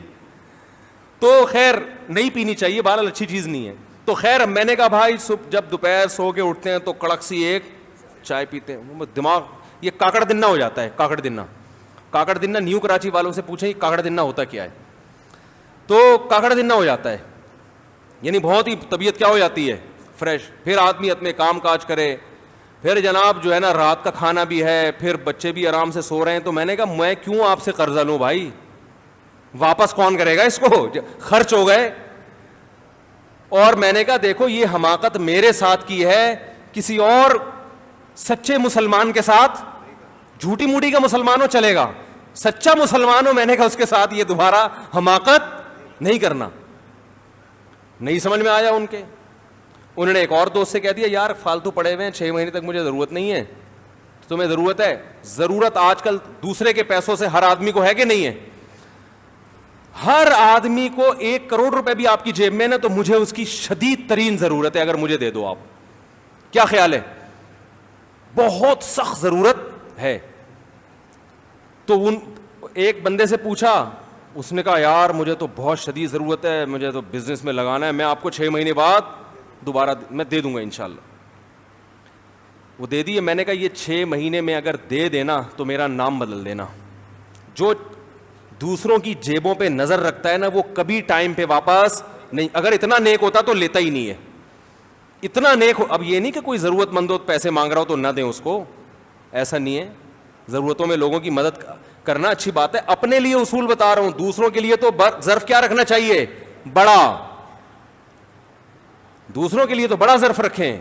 اپنے لیے بات کر رہا ہوں, اپنے لیے بولو بھائی مجھے دوسروں کے پیسوں سے ضرورت نہیں ہے, جتنی اپنی جیب میں بہت ہے. انہوں نے دے دیے, وہ نہیں نکلے. اب وہ لڑائیاں ہو رہی ہیں, ابے تو دے, وہ کہہ رہا ہے کل پرسوں ترسوں. میں نے کہا یہ دے دے تو اس سے بڑا بیوقوف دنیا میں کوئی بھی نہیں ہے. عدالت نہیں نکلوا سکتی. ایک صاحب کے 1.5 کروڑ روپے کوئی لے کے بھاگ گیا. میں نے کہا عدالت میں جاؤ. کہہ رہے ہیں عدالت صاف صاف بولے گی دیے کیوں تھے. یہ عدالت بول رہی ہوتی ہے کہ دیے کیوں تھے. تو یہ بھی ایک ہوس ہے کہ آپ کی جیب میں جتنا ہے اس پہ قناعت نہیں. ہاں کاروبار کے لیے کسی سے پیسے لینا وہ ایک الگ بات ہے. تو میں نے ان سے کہا کہ بھائی 2 لاکھ روپے اگر کاروبار کے لیے دیتے ہو جو کہ ہو اس میں نے کہا کوئی کاروبار 2 لاکھ میں ہوتا ہے نہیں. تو میں نے کہا 2 کے اگر آپ 20 لاکھ دے دو نا تو میں کوئی بزنس کو پلاٹ خریدوں گا, مہنگا ہو جائے گا تو آدھا آپ کا آدھا میرا, اور اگر رقم ڈوب گئی تو لکھ کے دو, کچھ بھی نہیں ملے گا. جو مزاربت کا اصول ہے, اسٹیمپ پیپر پہ لکھواؤں گا کہ اگر یہ پلاٹ ڈوب گیا, چائنا کٹنگ میں آ گیا, کچھ بھی ہو گیا تو نہیں دوں گا, یہ ٹینشن نہیں ہم پالتے, پروفٹ ہوا تو آدھا آدھا. تو اس کے لیے وہ ایگری نہیں تھے. تو قرضہ کیوں لے بھائی بلا وجہ؟ القرض مقراض المحبہ. علماء کہتے ہیں قرض کو, قرض پتہ ہے کسے کہتے ہیں؟ کاٹنے کو. قرض کسے کہتے ہیں عربی میں؟ کاٹنے کو. مقراض قرض سے نکلا, عربی میں قینچی کو کہتے ہیں مقراض. تو قرض یہ نا محبت کی قینچی ہے. آپ کو کسی سے کتنی محبت ہو, آپ چاہتے ہیں دشمنی ہو جائے, اس کے سگے بھائی کو گولی مار دیں, اتنی دشمنی نہیں ہوگی. پیسے لے لیں اس سے, آپ قرضہ لے لیں, پھر دیکھو ایسی دشمنیاں ہوتی ہیں, دیتے نہیں لوگ ٹائم پہ. تو یہ بھی مال کی ہوس ہے کہ دوسروں کی جیبوں پہ نظر. بھائی جب تک کوئی لا کے دے بھی رہا ہے تو نہیں لو. کیوں لوں بھائی, میں میرے پاس اللہ کا دیا بہت کچھ ہے. اصل میں لوگ یہ سمجھتے ہیں بہت کچھ ہے ہی نہیں. لوگ کہتے ہیں یار بچوں کے اسکول کی فیسیں نہیں جا رہی, اور آپ کہہ رہے ہو کہ اللہ کا دیا بہت کچھ ہے بھائی. غریبوں والے اسکول میں بچے پڑھ رہے ہیں تو آپ کہتے ہو اللہ کا دیا بہت کچھ ہے. گوشت کھا نہیں سکتے, آپ کہتے ہو اللہ کا دیا بہت کچھ ہے. تو اصل میں بہت کچھ کی ڈیفینیشن میں ہی آپ نے بہت کچھ نہیں ہے کیا. یہ دیکھو انسان کی جو خوراک ہے نا وہ بہت محدود ہے. اللہ ہمیں اس سے کئی گنا زیادہ دیتے ہیں. آپ نے غریبوں کو دیکھا صرف روٹی کھا رہے ہوتے ہیں, کوئی بیماری ہوتی ہے ان کو, فٹ فاٹ صحت مند. یہ جو ارطغرل ڈرامہ لوگ دیکھ رہے ہیں نا سارا دن گھوڑے پہ, یہ وہ, اس زمانے میں کوئی ملٹی وٹامن کیپسول تھے ہیں بھائی؟ کوئی یہ تھا کہ صبح 2 بوائل انڈے, جو میں تو ڈرامہ نہیں دیکھتا لیکن جو دیکھ رہے ہیں میں ان سے پوچھتا ہوں کہ کیا اس کی خوراک کیا ارطغرل کی, کیا کھا رہا ہے صبح؟ متوازن ناشتہ. ہم نے سائنس کی کتاب میں 7ویں کلاس میں پڑھا تھا کہ مناسب ناشتہ کیا ہے, متوازن ناشتہ, وہ سائنس کا مضمون تھا. اس میں لکھا 2 ٹوسٹ, 1 پنیر اور اتنا مکھن اور اتنے انڈے, یہ ایک بیلنس کیا ہے, ناشتہ ہے. ہم نے آ کے اپنی والدہ کو بتایا, امی ہم نے اسکول میں پڑھا ہے یہ کیا ہے, بیلنس, اس میں اتنا پنیر ہونا چاہیے, اتنا مکھن. امی نے کہا پراٹھا رکھا ہوا ہے, کھانا ہے کھا, نہ پتلی گلی سے نکل. غریب لوگ, ہم غریب نہیں تھے الحمدللہ, لیکن ہماری والدہ ہمیں چھوئی موئی نہیں بنایا انہوں نے. جو پکا ہے کھائے گا, تجھے کھانا پڑے گا. میری والدہ ایسے گرم چمٹا دکھا, پراٹھے کھا کے جوان ہوئے الحمدللہ. یہ 4 شادیوں کا جذبہ ایسے تھوڑی پیدا ہو گیا. اگر مجھے بتاؤ وہ ٹوسٹ کھاتے رہتے بیٹھ کے, 2 بوائل انڈے, ڈاکٹر نے کہا 2 بوائل انڈے ہاف فرائی, یا ہاف فرائی ہوں گے یا بوائل ہوں, اور پھر پنیر کی 100 گرام ہیں 100 گرام پنیر اور مکھن, اس میں وٹامن اے کے لیے فلانی چیز, اور بی کے لیے B+ کے لیے یہ, سی کے لیے کچھ بھی, سی کے لیے کچھ بھی, لیمن, صحیح ہے نا. ارے ٹوپی ڈراموں میں لگے ہوتے, 4 شادیوں کا شوق پیدا ہوتا, ہو ہی نہیں سکتا. پراٹھے کھاؤ, چائے پیو, پتلی گلی سے انڈا ملے ٹھیک ہے, گریوی ہے, نہیں ملے تو بھی ٹھیک ہے. میں نے مزدوروں کو دیکھا ہے, اتنی محنت کرتے ہیں, اتنی محنت کرتے ہیں. دوپہر کھانے میں ہم نے گھر میں بورنگ کے لیے نا ایک مزدور کو بلا لیا, وہ کمبخت ہاتھ سے بورنگ کرنے لگا. اور میں نے کہا بھائی ہاتھ سے کیسے کرے گا, وہ اتنی مشین اٹھا رہا تھا نا وہ ہاتھ سے اور مٹی کے ساتھ. تو میرا دوست بھی تھا, ہم نے کہا یار یہ آدمی ہے جن ہے, دوپہر کھانا کھایا صرف روٹی کھا گیا بس وہ پانی کے ساتھ, اور پھر کھڑا ہو گیا. ہم نے کہا یار یہ نہ ان کو سیب کھانے کو مل رہا ہے, نہ کوئی وٹامن A++ کی گولیاں اور کچھ بھی نہیں, نہ مچھلی, یہ روٹی کھا رہے. تو اتنا زیادہ ٹینشن لینے کا میرے بھائی, ہاں اللہ نے پیسہ دیا پھر کھاؤ, نہیں دیا روٹی میں اللہ نے دنیا کی ہر طاقت رکھی ہے, جب دیا ہے تو پھر بادام بھی کھاؤ, گھی بھی کھاؤ. تو جلدی سے بات کو سمیٹ کے ختم کرتا ہوں, لمبی ہو گئی بات, کافی دائیں بائیں چلی گئی یہ بات. تو میرے بھائی دل کو 2 چیزوں سے پاک کرنا ہے, پیسے کی محبت اور عزت. تکبر جسے کہتے ہیں, بڑا بننے کا شوق چھوڑو یار, جتنی عزت بنتی ہے نا اتنی اللہ ویسے ہی دے دیتا ہے. خود سے عزت حاصل کرنے کی کوشش مت کرو مصنوعی طریقے سے کہ لوگ مجھے عزت دیں, نا نا نا نا نا. اللہ کو تواضع پسند ہے. آپ کا جو مقام اللہ نے عطا فرمایا ہے, آپ یہ سمجھو کہ میں اس مقام کے لائق نہیں تھا, تو اس سے انسان میں تواضع رہتی ہے. آج مقام چھوٹا ہوتا ہے, سمجھتا ہے کہ میرا مقام ہونا وہاں تک چاہیے تھا. اس سے پھر جب آپ لوگوں سے ایک عزت چاہتے ہیں اور وہ ملتی نہیں ہے تو انسان کس میں جاتا ہے, ڈپریشن میں جاتا ہے, اسٹریس میں جاتا ہے. تو مسافر خانہ جب سمجھو گے میرے بھائی دنیا کو, تو پھر کیا ہوگا, نہ دولت کی محبت رہے گی اور نہ اس کی جاہ کی محبت. اور دیکھو انسان جو ہے نا, یہ اس کی اللہ نے ایک فطرت بنائی ہے کہ یہ عزت کو دولت پہ ترجیح دیتا ہے. یہ انسان کی نیچر ہے. اگر نہیں دے رہا تو اس کا مطلب یہ انسان ہے نہیں. تو جس کے دل میں لالچ ہوتی ہے نا, سب سے پہلے اس کی عزت ختم ہوتی ہے. نبی صلی اللہ علیہ وسلم نے کیا فرمایا, آپ صلی اللہ علیہ وسلم نے فرمایا جو سخی ہے وہ اللہ کے بھی قریب ہوتا ہے, لوگوں کے بھی قریب ہوتا ہے, اور جہنم سے دور ہوتا ہے. یعنی اللہ بھی محبت اور لوگ بھی کیا کرتے ہیں, سخی ہونا اس کی علامت ہے نا کہ دل میں پیسے کی محبت ہے نہیں, کھلا رہا ہے لوگوں کو. اور آپ صلی اللہ علیہ وسلم نے فرمایا جو کنجوس ہے نا, بخیل, وہ لوگوں سے بھی دور اور اللہ سے بھی دور اور جہنم کے قریب, جنت سے بھی دور. تو اللہ بھی محبت کرتے ہیں اور لوگ بھی محبت کرتے ہیں. تو سخاوت دکھاؤ میرے بھائی. اور میں جلدی سے بات کو سمیٹوں, کبھی بھی دوسرے کی جیب پہ نظر مت, اپنے آپ کو ایسا بناؤ کہ لوگ اپنی آمدن آپ کو بتاتے ہوئے گھبرائیں نہیں. سمجھ رہے ہو, یہ اللہ نے میرے ساتھ ایک معاملہ کیا ہے کہ بڑے بڑے سیٹھ آتے ہیں, حالانکہ بعض دفعہ تو مولانا صاحب کو آمدن بتاتے ہوئے لوگ ڈر رہے ہوتے ہیں کہ یہ چندہ نہ مانگ لیں, وہ بیچارے اپنے لیے نہیں, مدرسے کے لیے مانگ رہے ہوتے ہیں نا. میرے ساتھ اللہ کا معاملہ ایسا ہے, مجھے لوگ آمدن بتانے میں ہچکچاتے نہیں, آگے بتا رہا تھا اصل میں یہ ہے, اتنا کماتا ہوں روز. ان کو پتا ہوتا ہے انشاءاللہ مولانا صاحب کی ہماری جیب پہ نظر. علماء تو ظاہر ہے کسی کی جیب پہ اپنے لیے تو کرتے نہیں نا, اپنے مدرسے کے لیے کر رہے ہوتے ہیں, مسجد کے لیے کروا دو, تو ہمیں وہ بھی نہیں کرتا میں, کیونکہ ہمارے حضرت نے نا اس معاملے میں ہمیں ایسا بنا دیا. انہوں نے کہا کہ لوگوں کی کو بالکل مایوس کر دو اور لوگوں سے بالکل مایوس ہو جاؤ. چندہ کرنا ہے کھلے عام اعلان, تاکہ جو آدمی کرنا چاہے کر لے بھائی کھلے عام. ابھی ہم نے راشن کے لیے چندہ کیا نا, بتایا تھا بھائی, اب کسی اسپیسیفک کسی خاص آدمی کو میں نے فون نہیں کیا. میرے جان پہچان والوں میں کروڑ پتی تاجر ہیں, ایسے تاجر بھی ہیں کہ آپ کے ہوش اڑا دوں. ان کے میں بتاؤں کہ کتنا کماتے ہیں وہ. ایک تاجر آئے تھے ملنے کے لیے, پوری فیکٹری چلا رہے ہیں وہ. انہوں نے کہا کہ مفتی صاحب میرا ناشتہ اسپین سے آتا ہے. سمجھ رہے ہو, اسپین کا پنیر اچھا ہے. پنیر کہاں سے منگواتا ہوں, وہ آئے تھے میرے پاس کہ یار کوئی رشتہ بتا دیں. میں نے کہا میں تو رشتے مشتے کراتا نہیں بھائی, صحیح ہے نا. اب ان سے گپ شپ ہو گئی تو میں نے کہا ویسے بائی دا وے کس قسم کا؟ انہوں نے کہا اس قسم کا. انہوں نے کہا میرے پاس اللہ کا دیا پیسہ بہت, تو غریب لڑکی میرے ساتھ چل نہیں سکتی. ایسی ہو کہ میں جب موڈ ہوتا ہوں تو سوئٹزرلینڈ چلا جاتا ہوں, فلاں جگہ چلا جاتا ہوں. پھر انہوں نے اپنے اثاثے بتائے. میں نے کہا یہ تو ہٹو بچوں ہو گیا, اور جوان آدمی 30 سال کی عمر میں اتنا پیسہ. تو میں نے کہا یار میں آپ سے زیادہ مالدار ہوں.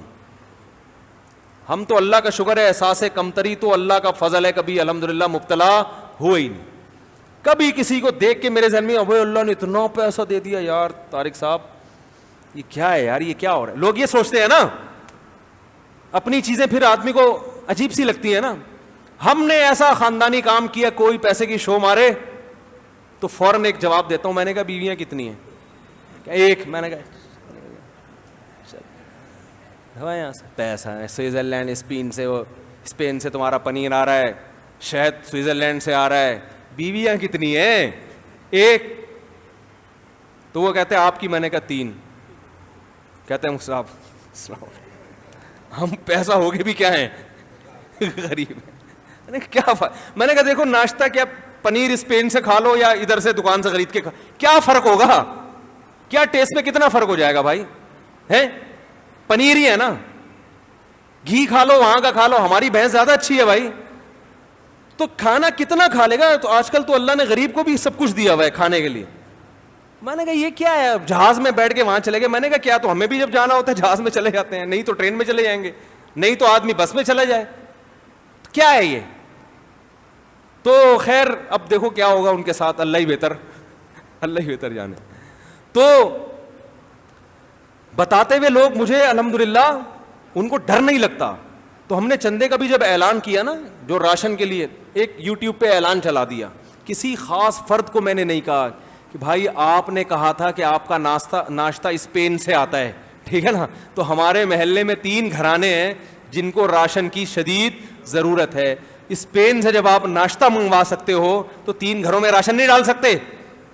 وہ راشن تو 3 کے بجائے 300 میں ڈال دے گا, 300 گھروں میں, لیکن بولے گا مفتی صاحب کو پیسے بتا کے مجھ سے بہت بڑی غلطی. اب محلے میں جو بھی غریب ہوگا کس کے کھاتے میں ڈالا جائے گا, اور جب نہیں دوں گا تو تانے کس کے دیے جائیں گے؟ اسپین کے ناشتے کے. اسپین سے پنیر. ایک تاجر میرے پاس آئے, مجھے بتانے لگے, دوستی ہے ان سے, گپ شپ ہے, بیٹھے ہوئے تھے, تو ایک چیز نکالی جیب سے, یہ پتہ نہیں کیا کیا چیزیں تھیں ان کے پاس, یہ میں نے یہ سوئٹزرلینڈ سے خریدا ہے. پھر مجھے انہوں نے اپنا موبائل نکال کے, ارے یہ میں نے پتہ نہیں USA سے خریدا ہے, اس طرح کا نا. پھر بادام نکالے, یہ بادام میں نے پتہ نہیں ایران سے منگوائے تھے. پھر بتایا, یہ اپنا سوٹ کیس کھولا انہوں نے تو چیزیں دکھا رہے تھے, یہ میں نے فلاں جگہ سے, یہ میں نے فلاں جگہ سے.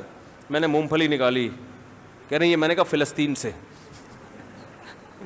میں نے کہا یہ کہاں سے؟ میں نے کہا فلسطین سے منگوائی. کہہ رہے خیریت؟ میں نے کہا بھائی آپ جب سوئٹزرلینڈ سے اور فلانے سے اور ڈمکانے سے تو کیا مطلب کہہ رہے ہیں؟ میں نے کہا بھائی مونگ پھلی بازار سے خریدو, توڑ کے کھاؤ, وہی ہے, چاہے سوئٹزرلینڈ سے ہے یا کہیں سے بھی ہے. تو ایسا یہ آپ کو اس لیے بتا رہا ہوں کہ کوئی بھی زیادہ شو مارا کرے نا, وہ تو بیچارے نیک آدمی تھے, شو نہیں مار رہے تھے, لیکن ایک مثال دے رہا ہوں, کوئی بھی زیادہ شو مارا کرے تو پیچھے نہ رہا کرو. بولو بھائی اللہ کا دیا ہمارے پاس آپ سے زیادہ ہے, بہت ہے اللہ کا دیا. اور اپنے آپ کو ایسا بنا دو کہ کوئی اپنی آمدن بتاتے ہوئے گھبرائے نہیں کہ یہ کمبخت کہیں پیسے نہ مانگ لے. سمجھ رہے ہو؟ لوگ نہیں بتاتے, اسی وجہ سے نہیں بتاتے. لوگوں کو پتا ہے مانگے گا پیسے, یہ کل اس کو ضرورت پڑے گی سب سے پہلے مجھے فون کرے گا یہ. تو ایسا بنا دو کہ بھائی ہمیں جو اللہ نے دیا, اقنع بما فی یدیک تکن اغنی الناس. حدیث میں آتا ہے جو اللہ نے تمہیں جتنا دے دیا اس پہ قناعت کرو, سمجھو میرے لیے یہ اللہ کا دیا بہت کچھ ہے. آپ نے فرمایا تم سب سے زیادہ مالدار بن جاؤ گے, کچھ نہ ہو کے بھی سب سے زیادہ دولت مند بن جاؤ گے, سب سے زیادہ مالدار کہلاؤ گے, طبیعت میں غنا ایسا پیدا ہو جائے گا. تو بھائی دل کو 2 محبتوں سے پاک کرنا ہے کہ نہیں کرنا؟ ایک پیسے, ہاں جو جائز عزت ہے جو آپ کو ملنی چاہیے وہ نہ ملے پھر غم ہونا, یہ انسان کی فطرت. بھائی دفتر میں کام آپ نے کیا, آپ کو اپریشیٹ کرنا چاہیے تھا, دوسرا امپلائی جو ہے نا اس نے اپنے کھاتے میں ڈال کے عزت لے لی, تو پھر آپ کو غصہ آنا, یہ کیا ہے؟ یہ ٹھیک ہے. بہادری کے جوہر ایک آدمی دکھا رہا ہے میدان جنگ میں, دوسرا اور تمغہ امتیاز کسی دوسرے کو مل رہا ہے, اس کو غصہ آئے گا. یہ نیچرل ہے, یہ غلط نہیں ہے. غلط یہ ہے کہ جوہر اس نے دکھائے اور کیش آپ کروا رہے ہو, اس کا حق بھی آپ لے رہے ہو. اور آج کل یہ چیز ہو رہی ہے مارکیٹ میں, تو قناعت نہیں ہے. عزت میں بھی قناعت کی ضرورت ہے بھائی. جتنی عزت اللہ نے دے دی بس یہ اللہ کی طرف سے. بھکاری پن بن کے جو عزتیں حاصل کرنے کی کوشش کرتا ہے وہ عزت پائیدار نہیں ہوتی, وہ جاندار عزت نہیں ہوتی. تو دو محبتوں سے دل کو پاک کرنا ہے, مال کی محبت اور جا کی. اب ان محبت سے پاک کرنے کا طریقہ کیا ہے, یہ تو ہم نے اہمیت بتائی نا. طریقہ یہ ہے کہ جس چیز سے ہوس ہے نا اسی کو خرچ کرنا شروع کر دو. دیکھو علماء کہتے ہیں جس سے آپ کو حسد ہوتا ہے نا, حسد جلتا ہے نا دل اس کی تعریف سے.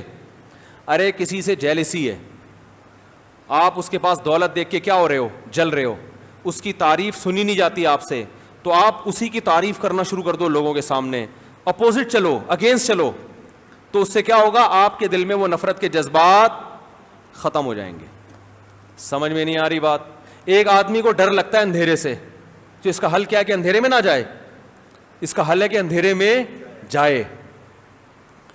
ہمارے بچپن میں ہمارے پڑوس میں ہمارے ایک رشتے دار تھے, وہ گائے جب آتی تھی نا تو وہ خود ذبح کرتے تھے, تو بچے دیکھ کے ڈر جاتے تھے.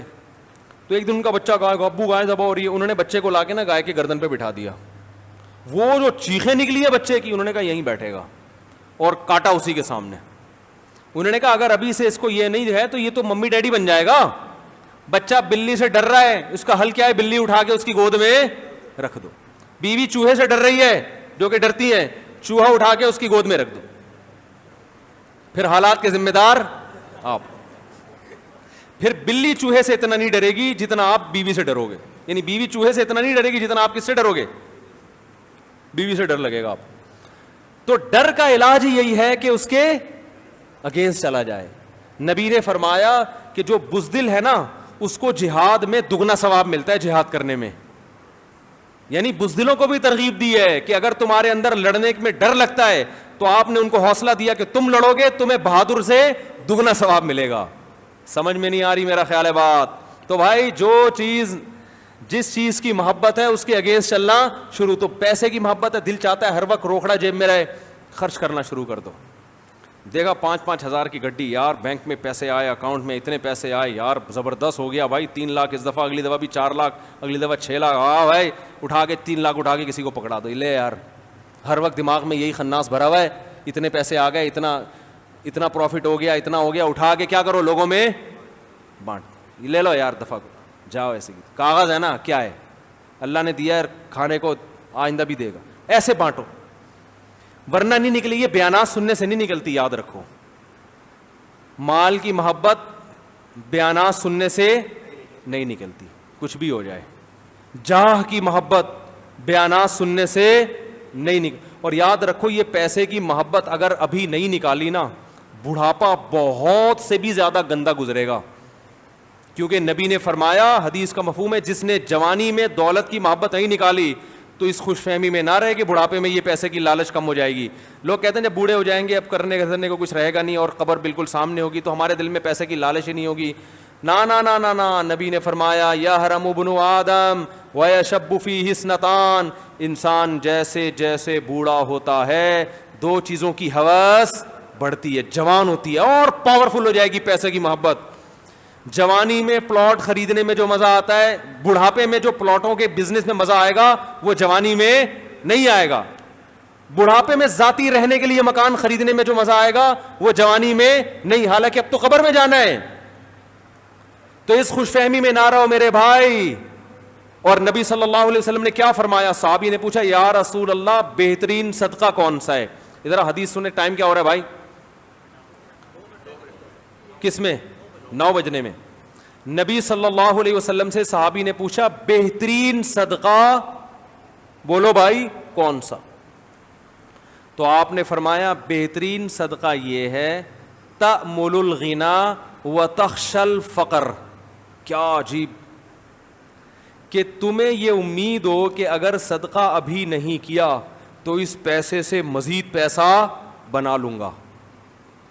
دیکھو وہ پیسہ جس سے آپ کو یہ امید ہو کہ مزید پیسہ بنا سکتا ہوں, اس پیسے سے زیادہ محبت ہوتی ہے نا. وہ پیسہ جو پڑا ہوا ہے آپ کو پتا ہے کھا پی کے کیا ہو جائے گا, ختم تو ہونا ہی ہے, تو چلو اس میں سے کچھ فلاں کو دے دو, بیوہ کو دے دو, فلاں کو دے دو. دونوں میں کون سے پیسے سے محبت زیادہ ہوتی ہے, دوسرے والے سے پہلے والے سے؟ بولو نا, پہلے والے سے. کیونکہ یہ پیسہ تو آپ کو پتا ہے ویسے ہی ختم ہو جائے گا کھا پی کے, بزنس تو کرنا نہیں ہے, تو تھوڑا سا یار پڑوسیوں کو بھی دے دو یار, اس میں سے تھوڑا سا فلاں کو بھی دے دو, صحیح ہے نا. 4 پراٹھے کھانے تھے 3 کھا لو, 1 کسی اور کو کھلا دو. ایک پیسہ وہ ہوتا ہے جس میں آپ کو غنا کی امید کی, یہ مجھے مالدار بنا دے گا. اور دوسری بات, ایک پیسہ وہ ہے جس میں آپ کو پتا ہے کہ خرچ کروں گا, انویسٹ کروں گا تو اور پیسے والا ہو جاؤں گا, انویسٹ نہیں کروں گا تو غریب نہیں ہوں گا, کم از کم اتنا ہی رہوں گا. ایک یہ پیسہ ہے. دوسرا پیسہ یہ ہے کہ آپ کو پتا ہے انویسٹ کیا تو اور مالدار, نہیں کیا تو غریب. اس پیسے سے محبت تو اور زیادہ ہوتی ہے کہ نہیں ہوتی؟ تو آپ نے فرمایا جو پیسہ اس کنڈیشن میں تمہارے پاس ہو کہ تأمل الغنا, تمہیں امید ہے کہ نہیں کیا تو اور پیسہ آ جائے گا, کر دیا تو اس سے بھی بدتر حالت ہو جائے گی, فرمایا اس پیسے میں سے اللہ کی راہ میں صدقہ کرنا یہ سب سے بہترین صدقہ ہے. نا سمجھ میں نہیں آ رہی میرا خیال ہے بھائی, کیونکہ یہ جب روکڑا خرچ کرو گے تو دل سے پیسے کی محبت نکلے گی. اللہ نے قرآن مجید میں جو صدقات و خیرات کی ترغیب دی ہے نا, اس ترغیب کا مقصد صرف غریبوں کو پیٹ بھرنا نہیں ہے, اس کا مقصد قرآن مجید نے ایک یہ بھی بتایا ہے کہ جو لوگ اللہ کی راہ میں مال خرچ کرتے ہیں اپنی اصلاح کے لیے, سورہ آل عمران میں اپنے دل سے پیسے کی محبت نکالنے کے لیے, ان کو بھی خوشخبری دے دیں اجر عظیم کی. تو پیسہ خرچ کرنے کا مقصد صرف دوسرے سے مدد نہیں ہوتی, بلکہ اپنے دل سے دولت کی محبت نکالنا بھی ہوتا ہے. کیا کریں بھائی, کیسے سمجھائیں, سمجھ میں آ رہا ہے؟ اب دیکھیں, پتہ نہیں, دیکھتے ہیں آپ لوگ اس ہفتے کتنے فنڈر بنتے ہیں, دیکھتے ہیں اب اس ہفتے آپ کی سخاوت. آواز میری صاف آ رہی ہے آپ لوگوں کو؟ اب دیکھتے ہیں کیا رپورٹیں آتی ہیں. آج جناب حاتم طائی قبر سے نکل کے کھڑا ہو گیا. مفتی صاحب کے بیان میں ایک صاحب آئے ہوئے تھے, 1 کروڑ کا چیک انہوں نے اپنے غریب بھائی کو دے دیا اور دکان بنا کے دے دی, چل یار تیرے پاس کچھ بھی نہیں ہے, ریڑھی لگا رہا ہے, یہ طارق روڈ کی ایک دکان میں نے تیرے نام کی, جا کما. حاتم طائی قبر سے اٹھ کے آ جائے گا, کیا خیال ہے؟ تو دیکھتے ہیں انشاءاللہ, امید ہے اس ہفتے اس قسم کی رپورٹیں آنا, بولو بھائی, شروع ہو جائیں. 1 کروڑ زیادہ ہو گئی میرا خیال ہے زیادہ ہو گیا. ایسا نہ ہو کہ آپ خرچ کر کے پھر رونا نہ شروع کر دیں. اگر رونے کا خطرہ ہے نا تو پھر نہ کریں. جتنا اللہ نے توکل دیا ہے اتنا کہ اللہ سے شکایت نہ ہو کہ اللہ ہم نے تو اتنا کیا اور تو ہمارے لیے کچھ بھی نہیں کر رہا, پھر یہ غلط ہے. وہ صدقہ جس کے بعد ندامت ہو اس سے بہتر ہے کہ نہ کرتا, تاکہ ندامت, نیکی کر کے اگر ندامت ہو رہی ہے تو اس نیکی سے نیکی نہ کرنا زیادہ بہتر. لیکن میرے بھائی کچھ سخاوت کا مظاہرہ کیا کرو تاکہ دل سے دنیا کی محبت نکلے. اور اللہ کا عجیب قانون ہے کہ جو کھلاتا ہے آمدن میں برکت بھی اسی کی ہوتی ہے. جتنا کھلاؤ گے نا غریب نہیں ہوتا. حدیث میں آتا ہے کہ نبی صلی اللہ علیہ وسلم نے فرمایا ما نقصت صدقۃ من مال, فرمایا صدقے نے کبھی کسی کے مال میں کمی نہیں کی ہے. کبھی ہوا ہی نہیں ایسا تاریخ میں کہ صدقہ کرنے سے غریب بن گیا ہو. آپ نے اس نیت سے نہیں کرنا کہ صدقہ کیا تو غریب نہیں بنوں گا, آپ نے تو اللہ کے لیے کرنا ہے. تو دل سے میرے بھائی پیسے کی محبت کیا کرو, نکالو. اور جاہ کی محبت بھی ہر جگہ. جاہ کی ایک علامت پتہ ہے کیا ہے؟ زیادہ بولنا. جو آدمی ہر محفل میں بولتا ہے نا, اس کا مطلب ہے اس کو اپنی ٹانگ ہر جگہ اونچی کرنے کا شوق ہے. اس لیے صوفیہ کرام کے ہاں اس کا بڑا اہتمام, خاموشی سکھائی جاتی تھی. جب تک لوگ آپ سے کچھ سننا نہیں چاہ رہے آپ چپ کر کے محفل میں کیا کریں, بیٹھے رہیں. ایسا بھی ہم نے دیکھا ہے, محفل لگی ہوئی ہوتی ہے, علماء بیٹھے ہوئے ہیں, بڑے لوگ بیٹھے ہوئے, ایک درمیان میں ایک آدمی بار بار بولے جا رہا ہوتا ہے. وہ یہ شو کرنے کے لیے کہ میں بھی اس مجلس میں موجود ہوں. بھائی چپ کر کے بیٹھے رہو. جب بڑے بیٹھے ہوئے ہیں تو تمہیں بولنے کی کیا ضرورت ہے؟ اس لیے زیادہ بولنا, ہر محفل میں بولنا, بے وقت بولنا, کوئی آپ سے مشورہ لے نہیں رہا بلا وجہ اس کو جا کے مشورہ دینا, یہ بھی حب جاہ کی علامت ہے, اس کی علامت ہے آپ کے دل میں بڑا بننے کا ہوس ہے. جب پوچھا جائے, دیکھو ہمارے یہاں نا ڈاکٹروں کا ایک گروپ ہے, یہ تو ہر فیلڈ میں ہوتے ہیں نا, ہر فیلڈ میں ڈاکٹروں کا ایک پینل ہے. آپ نے کوئی مشورہ لینا ہے تو جو سینئر جو ڈاکٹر ہوتے ہیں نا وہ سینئر کو بولنے دیتے ہیں, بھئی یہ سینئر ہے ان کو بولنے دو. اگر وہاں کوئی جونیئر پہلے بول رہا ہے سینئر سے پہلے, بے شک صحیح بول رہا ہو, اس کا مطلب اس کو بولو نا شوق ہے. بھائی جب سب بیٹھے ہوئے ہیں تو سینئر کو پہلے بولنے دو نا, اس کی بات پہ کوئی اشکال ہوگا تو پھر آپ, یا آپ سے پوچھا جائے گا تو آپ بھی. ہمارے ہاں علماء میں کیا ہوتا ہے, جب مجلس تحقیق ہوتی ہے نا علماء کی, تو ہم بالکل چپ بیٹھے ہوتے ہیں. ایک ایک گھنٹے کی مجلس میں ہم کیا ہوتے ہیں, چپ. بڑے بول رہے ہوتے ہیں. بڑا جب کہتا ہے نا کہ ہاں جی آپ بھی کچھ فرمائیے, کچھ آپ بھی لکھ کے لائے ہیں, تو وہ جب کہتے ہیں تو پھر ہم کیا کرتے ہیں, پڑھنا شروع کرتے ہیں. جی یہ لکھا ہے کتاب میں, فلاں کتاب کا یہ حوالہ. لیکن جو اناڑی لوگ ہم نے دیکھے ہیں نا, جن کو تربیت نہیں ہوتی, وہ کیا ہوتا ہے کہ بڑا بیٹھا ہوا ہے اور چھوٹا پہلے بول رہا, اور پھر بولتا بھی نہیں, لڑتا ہے, پھر اپنی بات کو کیا کرتا ہے, منواتا ہے, ٹھونستا ہے. صحیح ہے نا, لڑائی گھروں میں بھی یہی ہے. باپ بیٹھا ہوا ہے, بول کون رہا ہے, بیٹا زیادہ بول رہا ہے, باپ چپ بیٹھا ہوا ہے. اس کا مطلب بیٹے کو باپ بننے کا شوق ہے. یہ اللہ کی تقدیر پر اس کو اعتراض ہے کہ اللہ پہلے مجھے پیدا ہونا تھا, میرے ابا پہلے پیدا کیوں ہو گئے. مجلس لگی ہوئی ہے, ماں خاموش ہے, اس کے بولے بغیر بیٹی کیا کر رہی ہے, بولتی چلی جا رہی ہے. اس کا مطلب بیٹی اللہ کی تقدیر پہ راضی نہیں ہے, وہ اللہ سے بزبان حال کہہ رہی ہے, اے اللہ مجھے پہلے پیدا ہونا چاہیے تھا, میری اماں کو تو نے مجھ سے پہلے پیدا کیوں کیا. ارے خاندانی لوگوں کی علامتیں ہوتی ہیں یہ. تو اللہ تعالیٰ سے دعا کرو اللہ ہمارے دل کو جاہ کی محبت اور پیسے کی محبت سے پاک کرے. اور اس کا چھوٹا سا ایک عمل بھی بتا دیتا ہوں. صوفیہ کرام نا خانقاہوں میں ایک ذکر کرواتے ہیں, اس کا بڑا فائدہ ہوتا ہے, لیکن وہ آپ خود سے نہ کریں, کسی شیخ سے باقاعدہ اصلاحی تعلق قائم کر کے اس سے سیکھیں. وہ میں نے 27ویں رات کو جو ختم قرآن تھا نا اس میں بھی بتایا تھا, ایک ذکر بتایا جاتا ہے, لا الہ الا اللہ. رات کو باوضو ہو کے قبلہ رخ آلتی پالتی مار کے 4 زانو انسان بیٹھے قبلے کی طرف, اور کیا کرے, لا الہ میں گردن کو یہاں لے کر گئے, لا الہ میں کیا کیا, گردن کو یہاں, اور یہ تصور کرنا ہے دل سے اللہ کے علاوہ سب کچھ نکل رہا ہے. بار بار جائے گا نا اکاؤنٹ میں اتنے پیسے پڑے ہوئے ہیں, اتنے ہو گئے, اب اس بزنس میں اور اضافہ ہو تو کیا ہو گئے, ڈبل. تو دل میں کیا کرنا ہے, لا الہ, اس پیسے کو اکاؤنٹ سے کیا کرو, دل کے اکاؤنٹ سے نکالو اس کو, بولو وہ وہاں ہے, یہ دل میں نہیں ہونے چاہیے. لا الہ ہر چیز نکالی, کوئی مردار کی محبت ہے, عشق مجازی ہے, وہ بھی. لا الہ کے بعد کیا کیا, الا اللہ میں گردن واپس لے کر آئے اور زور سے ضرب ماری, ایک چوٹ ماری, الا اللہ, زور سے نا, الا اللہ. اس میں کیا ہے, صرف کون ہے, اللہ. اس ذکر کا بڑا فائدہ ہوتا ہے. یہ سنت سے ثابت نہیں ہے, لہذا اس کو سنت سمجھنا بدعت ہے. یہ ایک صوفیہ کرام نے نا ایک ٹریننگ کروائی ہے, ایک پریکٹس کروائی ہے بطور علاج کے. تو علاج کے لیے ثبوت کی ضرورت نہیں ہوتی.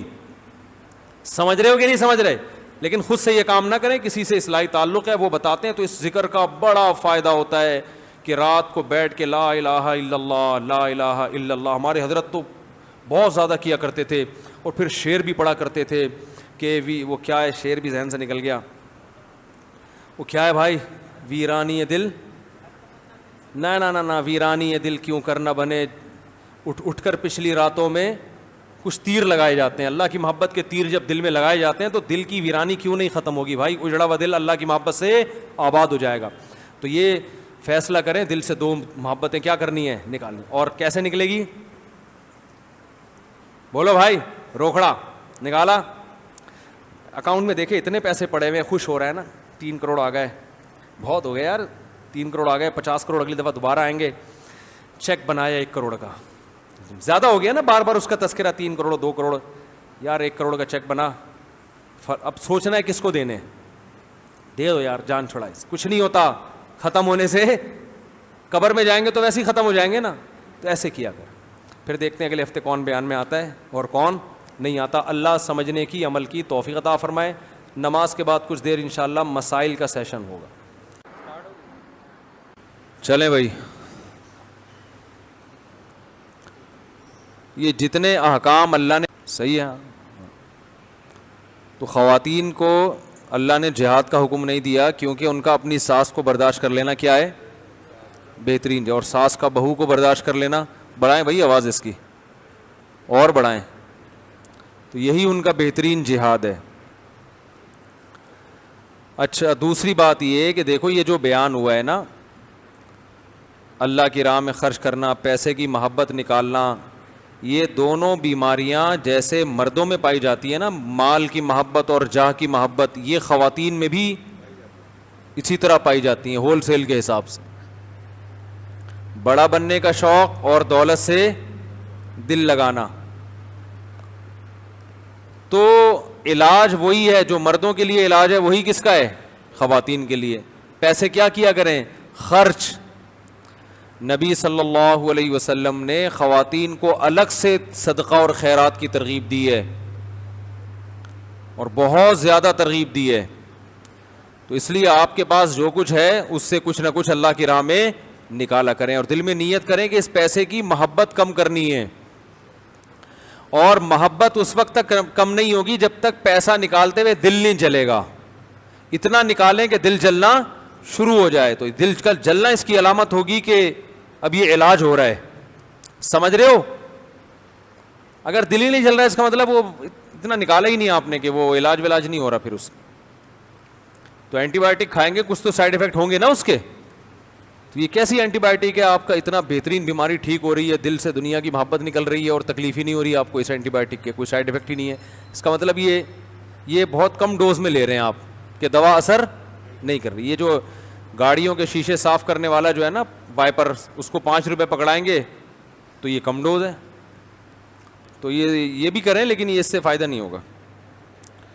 تو یہ خواتین پر بھی واجب ہے. اور نبی صلی اللہ علیہ وسلم نے ارشاد فرمایا کہ عورت جو شوہر کی اجازت سے شوہر کے مال سے صدقہ کرے, کیونکہ شوہر کے مال سے صدقہ کرنے کے لیے شوہر سے اجازت لینا ضروری ہے. تو آپ نے فرمایا شوہر کے مال سے خرچ کر رہی ہے شوہر کی اجازت سے, تو اس کو بھی پورا اجر ملے گا. حالانکہ پیسے کس کے ہیں شوہر کے ہیں, تو بھی اس کو پورا اجر ملے گا. تو یہ تو فری پھوکٹ میں کیا خیال ہے. تو اپنے میاں کو سمجھائیں کہ دیکھیں اپنی بہن پہ خرچ کر لیں, آپ اپنی ماں پہ خرچ کر لیں, خرچ وہ کرے گا ثواب آپ کو ملے گا. یا شوہر سے پیسے لے کے شوہر کی بہنوں کو گفٹ کر دیا کریں. ایک خاندانی بات بتاتا ہوں آپ لوگوں کو. دیکھو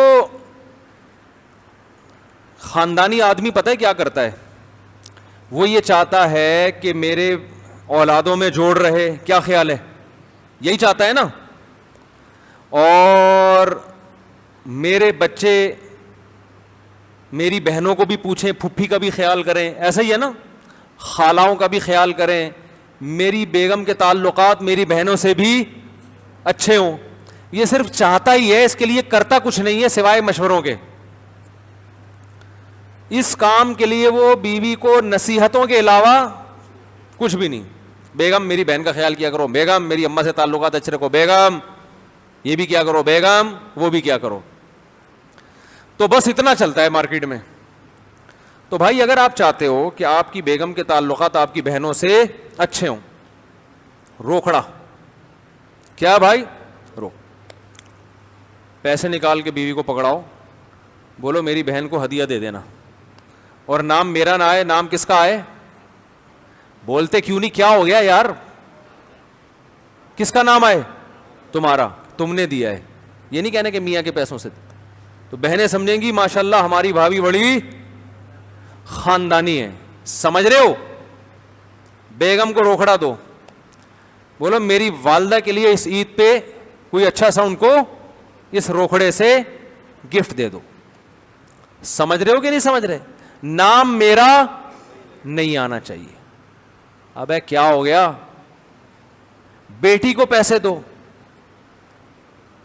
بیٹا یہ پیسے ہیں, اس سے اپنی ساس کو کوئی اچھا سا گفٹ دے دینا تاکہ تمہارے سسرال میں تعلقات اچھے رہیں. میرے تو نہیں ہو سکے, میرے ابا نے اس قسم کے پیسے مجھے نہیں, کم از کم تمہارے سسرال میں تعلقات کیا ہوں گے. ایک بات خوب کان کھول کے سن لو کہ جیسے ٹوٹی ہوئی چیزیں سمت بانڈ سے جڑتی ہیں نا, تو مختلف قسم کے کیمیکل ہوتے ہیں. ایلفی سے بھی جڑتی ہے, سمت بانڈ سے بھی جڑتی ہے, گوند سے بھی جڑتی ہے. زیادہ پاورفل کس سے جڑتی ہے؟ ایلفی سے. ایلفی سے کیا ہوتا ہے کام؟ خاندانی. ہاتھ پہ لگ جائے تو ہاتھ سے چھڑانا مشکل ہو جاتا ہے, تبھی کہتے ہیں نا نماز نہیں ہوتی ایلفی لگ جائے تو اسی طرح یاد رکھو تعلقات جو آپس میں جڑتے ہیں نا ٹوٹے ہوئے, مسکرا کے بات کرنے سے بھی جڑتے ہیں. صحیح ہے نا؟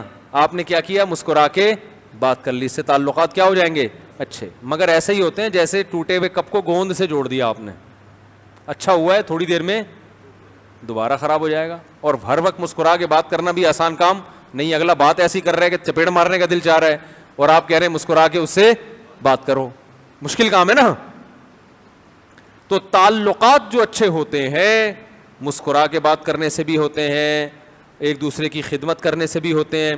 لیکن اگر روکھڑا خرچ کرنا شروع کر دو آپ, تو یہ ایلفی کا کام دے گا. صحیح ہے؟ یہ کس کا کام دے گا؟ ایلفی کا. بہت ٹائٹ مضبوط. اور بعض دفعہ ایلفی لگانے سے چیز جڑتی ہے, نشان باقی رہتا ہے.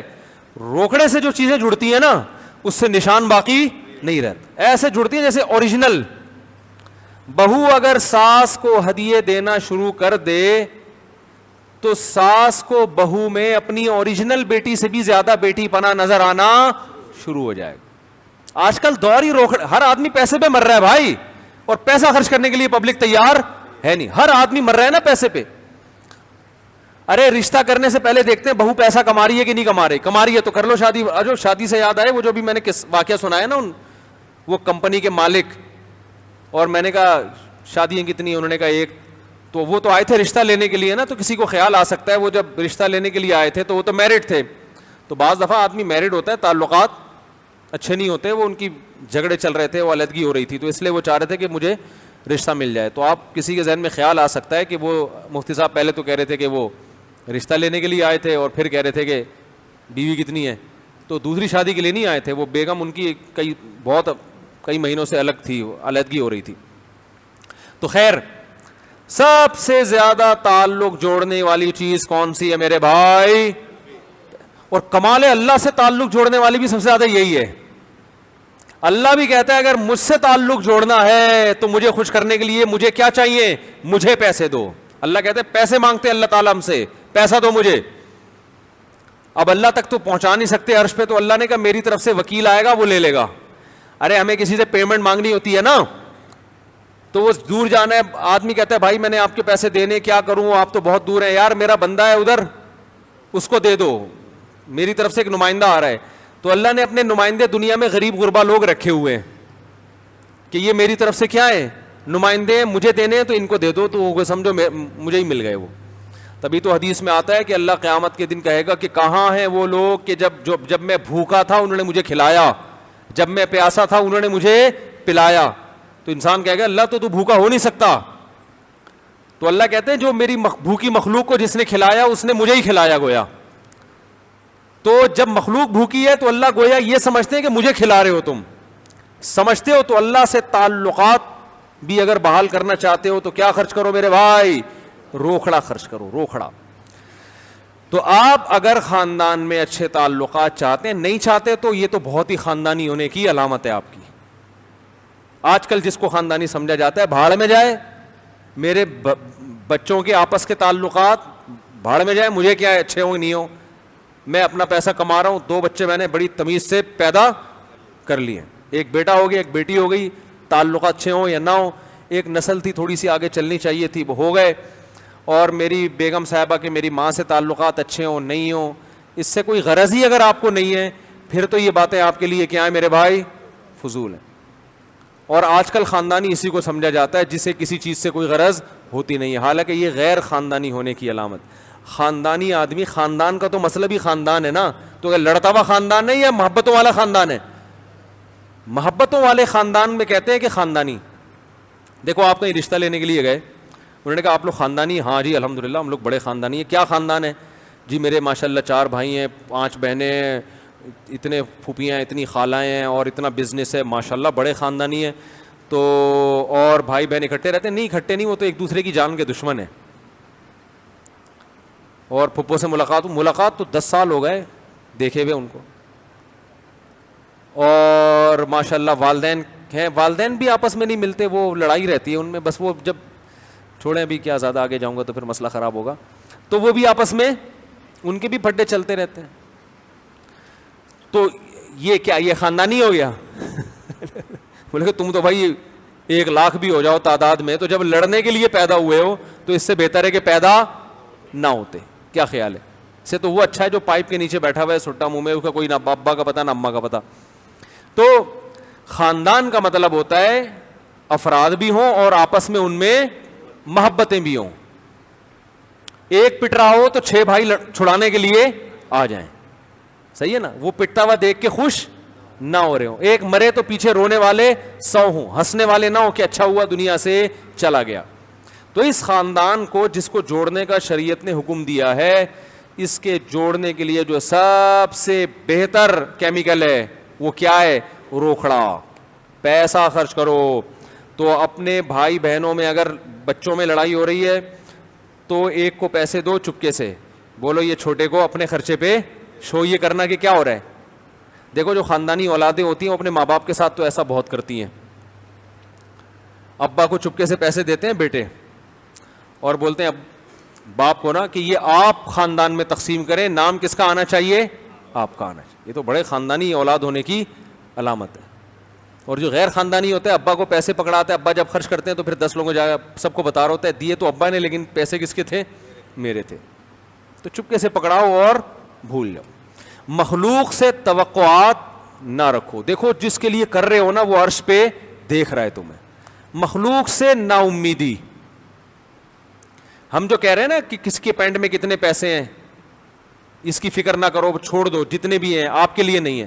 تو یہ ہر چیز میں ہے. مخلوق سے آپ کو عزت ملے گی, اس سے بھی کیا ہو جاؤ؟ نا امید. بھائی ہمیں کس سے عزت چاہیے؟ اللہ سے. موسیٰ علیہ السلام نے کیا کیا تھا؟ وہی جو 2 بچیوں کو پانی پلایا, ان سے نہیں کہا کہ ہمیں اس کی اجرت چاہیے, بلکہ اللہ سے کہا کہ اللہ اگر تو میرے ساتھ خیر کا ارادہ کرتا ہے تو میں اس کا محتاج ہوں. اب تو ان کے ذریعے کر یا کسی اور طریقے سے کر, وہ تیری مرضی ہے. ٹھیک ہے نا؟ تو بھائی کو دے دیے پیسے کہ یار آپ دعوت کر کے لوگوں کو کھلا دو, بہن بھائیوں کی دعوت کر لو تاکہ نام کس کا استعمال ہو؟ آپ. ایک بہن کو پیسے دے دیے تو دوسری بہنوں پہ خرچ کر لے تاکہ آپس میں تمہاری کیا نام کس کا استعمال ہو؟ تمہارا. تو اس طرح سے کیا کریں, یہ بہت زیادہ ثواب ملے گا اس سے. میری والدہ نے شوگر کی وجہ سے روزے چھوڑے اور اب وہ انتقال کر گئیں, تو ان کے روزوں کا کتنا فدیہ نہیں ہو؟ بس کچھ بھی نہیں ہے, دعا مغفرت کریں, توبہ استغفار کریں. انہوں نے وصیت نہیں کی تھی نا, تو بس اب دعا کریں. بہت ہو گیا یار, بہت ہو گیا. 1-2 سوال پڑھ لیتا ہوں میں. مفتی صاحب میں جلدی شادی کا ارادہ رکھتا ہوں مگر حالات کی وجہ سے پریشان ہوں.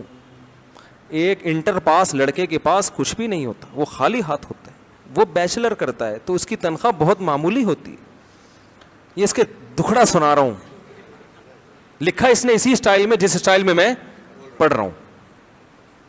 تو وہ تاروں نے, آپ یہ سمجھیں کہ وہ خود پڑھ رہا ہے, اور یہ اس کے میں اس دکھ اس لیے بیان کر رہا ہوں کہ اس دکھ میں بہت سی انسانیت مبتلا ہے. ہمارے بہت سے نوجوان اس دکھ میں مبتلا ہے. وہ خالی ہاتھ ہوتا ہے. جب وہ بیچلر کرتا ہے تو اس کی تنخواہ بہت معمولی سی ہوتی ہے, جس کے ساتھ وہ ٹیوشن وغیرہ پڑھا کر اپنی آمدن میں اضافہ کرتا ہے. پھر آگے ماسٹر کا الگ بوجھ ہوتا ہے, ساری تنخواہ ماسٹر میں چلی جاتی, ماسٹر کرنے میں. یعنی اس صورت میں بہت مشکل ہو گیا ہے.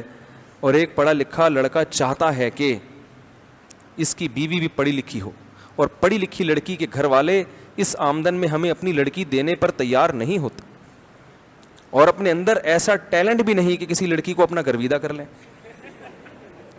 ایک نئے انجینئر کی تنخواہ 20 سے 25 ہزار دیتے ہیں کمپنی والے. یہ تو ہوگا.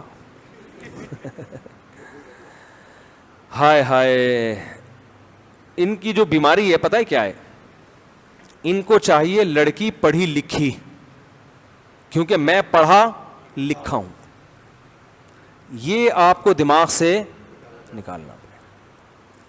آپ کی تنخواہ کم ہے, ایسی لڑکی سے کریں جس کے ابا کی تنخواہ آپ سے بھی کم ہو. آپ کو پڑھی لکھی کیوں چاہیے ہے بھائی؟ سوال یہ پیدا ہوتا ہے نا, کہتے ہیں میری مینٹل اپروچ اور اس کی مینٹل اپروچ میں بولو بھائی فرق نہ ہو. تو یاد رکھو مینٹل اپروچ کا تعلق ایجوکیشن سے اتنا نہیں ہے, خاندان سے ہے. سمجھتے ہو؟ آپ کراچی کے ہو, کسی گاؤں کی لڑکی سے شادی کرو گے جس کو دنیا کچھ پتہ ہی نہیں ہے, دماغ آپس میں نہیں ملیں گے. آپ اپنے رشتے دار لڑکی سے شادی کرو گے کچھ بھی نہ آتا ہو, لیکن وہ آپ کی اصطلاحات کو سمجھتی ہوگی. ٹھیک ہے, پڑھی لکھی ایک الگ فائدہ ہے اس کا. تو اسی لیے اسلام نے 4 کی اجازت دی ہے کہ فی الحال آپ ایسی جگہ شادی کر لو کہ کم از کم برائی سے بچ جاؤ. وہ آپ کو اولاد دے دے گی, آپ کے گھر کے کام کاج سنبھال لے گی. یہ جو آپ کو صبح کپڑے دھو کے استری کر کے پہن کے جانا پڑتا ہے, یہ کام وہ اپنے ذمے لے لے گی. صحیح ہے نا, کم میں راضی ہو جائے گی. پھر جب آپ کی 25,000 انجینئر بننے کے بعد تنخواہ شروع ہو تو 25 رہے گی تو نہیں نا. آپ اپنا ایک یوٹیوب چینل بنانا, اس پہ رفع الدین کے مسائل بیان کرنا, ایک دم آپ کی آمدن کیا ہو جائے گی؟ کروڑوں میں ہو جائے گی. کیا ہمارے ہاں پاکستان میں چونکہ جمہوریت ہے تو یہ بھی جمہوریت کا ایک فائدہ ہے کہ مفتی صاحب میکینک بن سکتے ہیں اور ایک ڈاکٹر صاحب مفتی بن سکتے ہیں. ہر آدمی ہر کام. سعودی عرب میں ہے یہ, سعودی عرب میں کوئی انجینئر مسائل بتانا شروع کر دے یا کوئی ڈاکٹر پنچر کی دکان کھول کے بیٹھ جائے. سعودی عرب میں تو میکینک کے پاس بھی سرٹیفکیٹ ہونا ضروری ہے. سمجھ رہے ہو نا؟ تو خیر کہاں سے کہاں بات چلی گئی. تو بھائی آپ ایک غریب لڑکی سے ابھی شادی کر لو, زنا اور برائی سے بچ جاؤ, صحت بھی اچھی ہو جائے گی. پھر جب اللہ آپ کی آمدن میں اضافہ کرے گا, آپ انجینئر بنے, 25 سے شروع ہوتی ہے, 25 رہتی تھوڑی ہے, انجینئر کی تنخواہ تو اچھی خاصی ہوتی ہے. پھر آپ ایک دوسری شادی کے لیے, اور اس وقت تک آپ میں ایسے مینرز پیدا ہو جائیں گے, آپ اتنے جو ہے نا اتنے کارنامے انجام دے چکے ہوگے کہ لڑکیاں آپ پہ مرنا شروع ہو چکی ہوں گی. تو جب لڑکیاں آپ پہ مرنا جس دن شروع ہو جائیں, پھر اس دن آپ سلیکشن شروع کر دینا کہ دوسری کس کو. دیکھو لڑکیاں ایسے ہی نہیں مرتی بلا وجہ اور شکل وکل دیکھ کے آج کل کوئی بھی لڑکے کیا کر رہے ہیں, لڑکیاں ہم پہ مرے تو جم جا رہے ہیں, کر رہے ہیں سب بلڈ کر رہے ہیں نا, جم جا رہے ہیں تاکہ لڑکیاں ہم پہ مریں. میں کہتا ہوں جیب دکھاؤ اپنی, پیسے ہیں, اتنی بڑی توند بھی ہوگی نا نکلی ہوئی, لڑکیاں مریں گی. سمجھ رہے ہو؟ اور اگر روکھڑا نہیں ہے بھائی, یہ حسن و جمال لے جا کے کہیں جمع کرا دو, یہ کسی کام کا نہیں ہے. سمجھ رہے ہو؟ میں نے دیکھا ہے, ہم نکاح پڑھاتے ہیں یار, 16-18 سال کی خوبصورت لڑکیوں کی شادی ہو رہی ہے عجیب ٹیڑھے میڑھے قسم کے آدمیوں سے, صرف کس بیس پہ؟ روکھڑا ہے, پیسہ ہے. تو ہاں کسی کو کسی سے ذاتی عشق ہو جائے کو الگ بات ہے, لیکن ایسا تھوڑی ہے, تو بہت کم کیسز ہوتے ہیں نا اس کے. تو بھائی جب آپ کے پاس روکھڑا آنا شروع ہوگا تو رشتے خود بخود آنا شروع ہو جائیں گے. آپ پھر آپ کرنا کہ میری مینٹل اپروچ تم سے نہیں ملتی مجھے, ایکچولی بات یہ ہے کہ تم بہت اچھی ہو سب, لیکن یار انسان کا کوئی. تو بات یہ ہے کہ ابھی گزارا چلائیں, اس کا فائدہ یہ ہوگا. اب سوال پیدا ہوتا ہے اس لڑکی کا کیا قصور جس سے آپ شادی کریں گے؟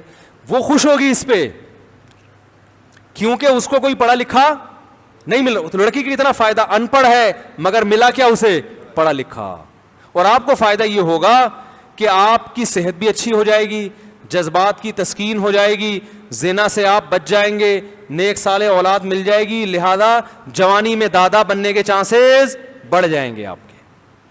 تو جب آپ انجینئر بنیں گے تو اس وقت آپ کی اپنی تنخواہ بھی آ رہی ہوگی اور آپ کے پوتے یا بیٹے کی تنخواہ بھی آ رہی ہوگی, تو اور چانسز بولو بھائی بڑھ جائیں گے. تو یہ فائدہ آپ کو ہوگا. لڑکی کو یہ فائدہ ہوا کہ ان پڑھ ہو کے بھی ایک پڑھے لکھے کا رشتہ مل گیا, اس اپنے سے اونچے خاندان میں جائے گی وہ, لہذا وہ آپ سے محبت بھی کرے گی. وہ کہے گی میں تو گنوار دیہاتی, مجھے کخ بھی نہیں آتا, میرے میاں سے ملیے, یہ این ڈی یونیورسٹی کے سینئر پروفیسر ہیں.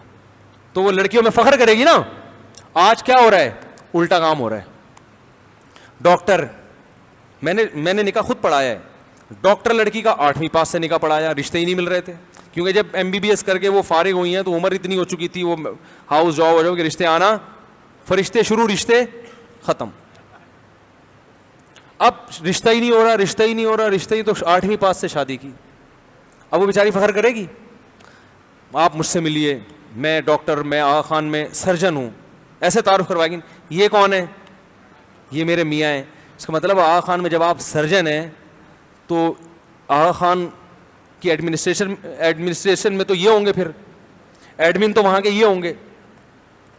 تو یہ اصل میں 8ویں کے بعد آگے پڑھ نہیں سکے تھے, لہذا ہم نے ان کو دھوتی بنیان پہنا کے, ان کے والدین نے, میں اس لیے نہیں کہہ رہا کہ کوئی اپنے کسی کے پیشے کا مذاق اڑانا ٹھیک نہیں ہے نا, بہرحال یہ ہوا تھا ان کے ساتھ. تو یہ تو میں بھی ان کو نہلا دھلا کے 3 پیس سوٹ پہنا کے اپنے ساتھ لے کر آئی ہوں, کسی اچھی محفل میں جانا ہے. ان سے کچھ پوچھیے اگر نہیں, ان کو بات کرنے کی تمیز, وہ لوگ پڑھے لکھے لوگوں میں ہی زیادہ بات چیت نہیں کر سکتے. یہ ہو رہا ہے, آپ اس کو مذاق سمجھ رہے ہو؟ دیکھو قصائی کوئی برا عمل نہیں ہے, میں کسی کے پیشے کی توہین نہیں کرتا. کوئی ٹماٹر بیچ رہا ہے, یہ تو اللہ کا بنایا ہوا نظام ہے. زکریا علیہ السلام بڑھئی کا کام کیا کرتے تھے, کوئی برا نہیں ہے. لیکن جب نکاح کی بات ہوتی ہے تو عورت بائی نیچر وہ اپنے سے کمتر سے شادی پہ راضی نہیں ہوتی. عورت کی فطرت اور بالکل ٹھیک ہے, اسے اپنے سے اعلیٰ چاہیے, کیونکہ وہ شوہر ہے, وہ برتر ہے, اس نے سر کا تاج بنانا ہے. تو سر کا تاج سر پہ رکھا جاتا ہے نا. تو وہ کیسے ایک بریگیڈیئر کی بیٹی ہو, وہ کیسے ٹماٹر والے کو اپنے سر پہ رکھے گی بھائی؟ کیا ہو گیا؟ وہ تو پاؤں کی جوتی بنا کے رکھے گی اس کو, بولے گی یار تم, میرے والد صاحب بریگیڈیئر تھے آرمی میں, میرے والد صاحب اتنے بڑے ڈاکٹر تھے, اور تم صبح شام بکرے کی چانپیں بیچ رہے ہوتے ہو. تو نہیں, وہ اس لحاظ سے یہ نہیں بنے گا رشتہ. تو اس لیے میں لوگوں کو ترغیب دیتا ہوں, آپ نے انٹر کیا ہوا ہے, تھوڑا سا بھی اگر کچھ کما رہے ہو نا, آج کل تو کمانے کے اتنے ذریعے ہیں, آن لائن کمانا شروع کر دو یار, صحیح ہے نا؟ کچھ بھی کماؤ, شادی کرو کسی غریب لڑکی سے, ضرورت پوری ہو جائے گی, تمہاری بھی اس کا بھی بھلا ہو جائے گا, وہ فخر کرے گی لوگوں میں کہ بھائی میں تو بالکل. دیکھو امی عائشہ رضی اللہ تعالی عنہا کو جو اتنا بڑا مقام ملا, کیوں؟ پیغمبر کی زوجہ ہیں. اگر پیغمبر کی زوجہ نہ ہوتی تو ام المومنین کا لقب نہ ملتا. تو عورت کی عزت اس کے میاں سے ہوتی ہے, فلاں کی بیوی, چاہے وہ کافر ہی کیوں نہ ہو. فرعون کافر تھا, ان کی بیوی کا جو قرآن نے اہتمام سے تذکرہ کیا کہ دیکھو ایمان تو بہت ساری عورتیں لے کر آئیں نا, ارے بنی اسرائیل کی بہت سی عورتیں ایمان لے کر آئی ہیں, ان کی بیوی کا قرآن نے تذکرہ نہیں کیا کہ وہ بھی ایمان لائیں. فرعون کی بیوی ایمان لائی, اللہ نے کہا وامرأۃ فرعون, ہم فرعون کی بیوی کی مثال تمہارے سامنے رکھتے ہیں. تو اللہ نے بھی ان کو عزت دی نا. بھائی کافر ہے لیکن بادشاہ ہے نا, تو عورت کی عزت کس سے ہوتی ہے؟ باپ سے اور شوہر سے. فلاں کی بیٹی, فلاں کی بیوی. تو وہ اتنا بڑا مقام عالی حاصل کر لیا اس نے, میاں اس کو بالکل لو لیول کا ملا ہے, تو بیڑا غرق. تو پھر طلاقیں ہوتی ہیں جو ہو رہی ہیں. وہ بیچاری جس کی 8ویں پاس سے شادی ہوئی تھی, بعد میں کیا ہوا ہے؟ طلاق ہوئی اس کے. نہیں, میں تو پہلے ہی کہہ دیا, میں نے کہا بھائی یہ جوڑی نہیں ہو رہا, بیٹھ ہی نہیں رہا, یہ آپ لوگ کہہ رہے ہیں کیا کریں, اب بوڑھی ہو رہی ہے بیچاری گھر میں بیٹھے. یا تو 8ویں پاس ہو لیکن کوئی دوسری کوالٹی ہو, کہ بڑا تاجر ہے, ٹھیک ہے, یا اور بھی کوئی ایسی کوالٹی ہو جو اس کے اس عیب کو چھپا رہی ہو. وہی کوالٹی بھی نہ ہو, پھر ڈاکٹر لڑکی اور 8ویں پاس میں کوئی جوڑ نہیں ہے, یہ بیڑا غرق ہوگا, یہ اس کے ساتھ ظلم ہوگا عورت کے ساتھ. تو بھائی جو انٹر پاس ہے نا, جس نے اپنا یہ غم اور دکھڑا سنایا ہے, رو رو کے دکھڑا سنایا ہے, تو ابھی بھی رو رہا ہوگا بیٹھا ہوا کہیں, تو آپ کر لو کسی غریب لڑکی سے شادی. اس کے بعد جب آپ کچھ بن جاؤ گے تو کسی پڑھی لکھی سے بھی شادی کر لینا, ٹھیک ہے. پھر مزید جب بن جاؤ گے تو پھر اس سے بھی زیادہ پڑھی لکھی سے, آپ کا گریڈ جیسے جیسے اونچا جائے اس سے ایک کم گریڈ, جب آپ 17ویں گریڈ پہ پہنچو تو 16ویں گریڈ کی لڑکی سے, 18ویں میں پہنچے تو ایک, اب 17ویں والی بھی آ گئی, 19ویں گریڈ پہ آپ پہنچے تو 18ویں, اور جس دن آپ کا گریڈ 20واں ہوا تو آپ کی چوتھی شادی ہوگی 19 گریڈ کی خاتون سے. آئی بات سمجھ؟ نہیں آئی بات؟ اور پھر جب آپ کا جنازہ ہوگا تو اس میں منسٹر لیول کے لوگ آ رہے ہوں گے. سمجھتے ہو؟ یہ ہو سکتا ہے, گھبراؤ نہیں, ابھی سے پلان بناؤ, ہوگا. آپ کہو گے میں جب 19ویں گریڈ کا ہوں گا تو مجھے رشتہ کہاں سے ملے گا؟ یقیناً 19ویں گریڈ کی لڑکی آپ کو لفٹ نہیں کروائے گی, 18ویں والی آپ کو لفٹ کرائے گی. اور ایک خوشخبری کی بات جو خواتین کے لیے ٹینشن کی, آپ کے لیے خوشخبری کی. لوگ کہتے ہیں رشتے نہیں ملیں گے, دیکھو اتنے رشتے ملنے والے ہیں نا مستقبل میں کہ آپ تھک جاؤ گے, کیونکہ خواتین کی شادیاں اب ہونا, ان کا ریشو اتنا گر گیا ہے کہ لڑکیاں دوسری بیوی بننے پہ آمادہ نہیں ہو رہی نا, ان قریب ان کے باپ کو بھی آمادہ ہونا پڑے گا. اس کے بغیر اب شادی ہونا ممکن ہی نہیں رہا ہے. سمجھ میں آ رہی ہے بات؟ اس کے بغیر ہو ہی نہیں سکتا. آپ تیار ہو جاؤ, لڑکیاں دھڑا دھڑ ملیں گی آپ کو, کیونکہ اب لڑکیوں کے پاس اب یہ آپشن ختم ہو گیا کہ مرد کی اکلوتی بیوی بنے. ان کے پاس یہ آپشن ہے, یہ اچھا آدمی ہے اس کی چوتھی بن جاؤ, یا اس کمبخت کی اکلوتی. تو مجبور ہو کر آپ کی چوتھی بننے پہ آمادہ ہو جائے گی اس نالائق کی اکلوتی سے. میں بتاؤ, ایک ڈاکٹر کو 8ویں پاس کا رشتہ مل رہا ہو, ایک ڈاکٹر لڑکی کو, اور وہ لڑکا کما رہا ہو, اور اسی ڈاکٹر کو آغا خان ہاسپٹل کا جو اونر ہے وہ چوتھی شادی کے لیے پیغام بھیجے, تو ڈاکٹر کس کو پسند کرے گی؟ بولو بھائی. وہ کہے گی یار مجھ سے اتنا بہت زیادہ اوپر ہے یہ. تو وہ آغا خان کا جو اونر ہے وہ تیار ہی نہیں ہو رہا, اس لیے مسائل کھڑے ہو رہے ہیں. تو آپ تیار ہو جاؤ گے تو انشاءاللہ رشتے مارکیٹ میں بہت. لوگ کہتے ہیں رشتے نہیں مل رہے, بھائی اس لیے نہیں مل رہے کہ آپ اپنے معیار سے نیچے اترنے کے لیے تیار ہو نہیں, اس لیے نہیں مل رہے. آپ ہو جاؤ تو رشتے مارکیٹ میں ہول سیل کے حساب سے. سوال پیدا ہوتا ہے پھر مفتی صاحب کیوں نہیں کراتے ہماری شادی؟ ہم تو مفتی صاحب کو 3 سال سے کہہ رہے ہیں ہماری شادی کرا دو, مفتی صاحب کراتے نہیں ہیں. اس کا جواب ہے کہ بھائی ہمارا اسسٹنٹ ہے وہ بیٹھے ہوئے عارف صاحب. سوال پیدا ہوتا ہے وہ بھی نہیں کرا رہے. تو جواب پیدا یہ پہلے سے ہو چکا ہے کہ اچھے لوگ محترم سے رابطہ کر رہے ہیں.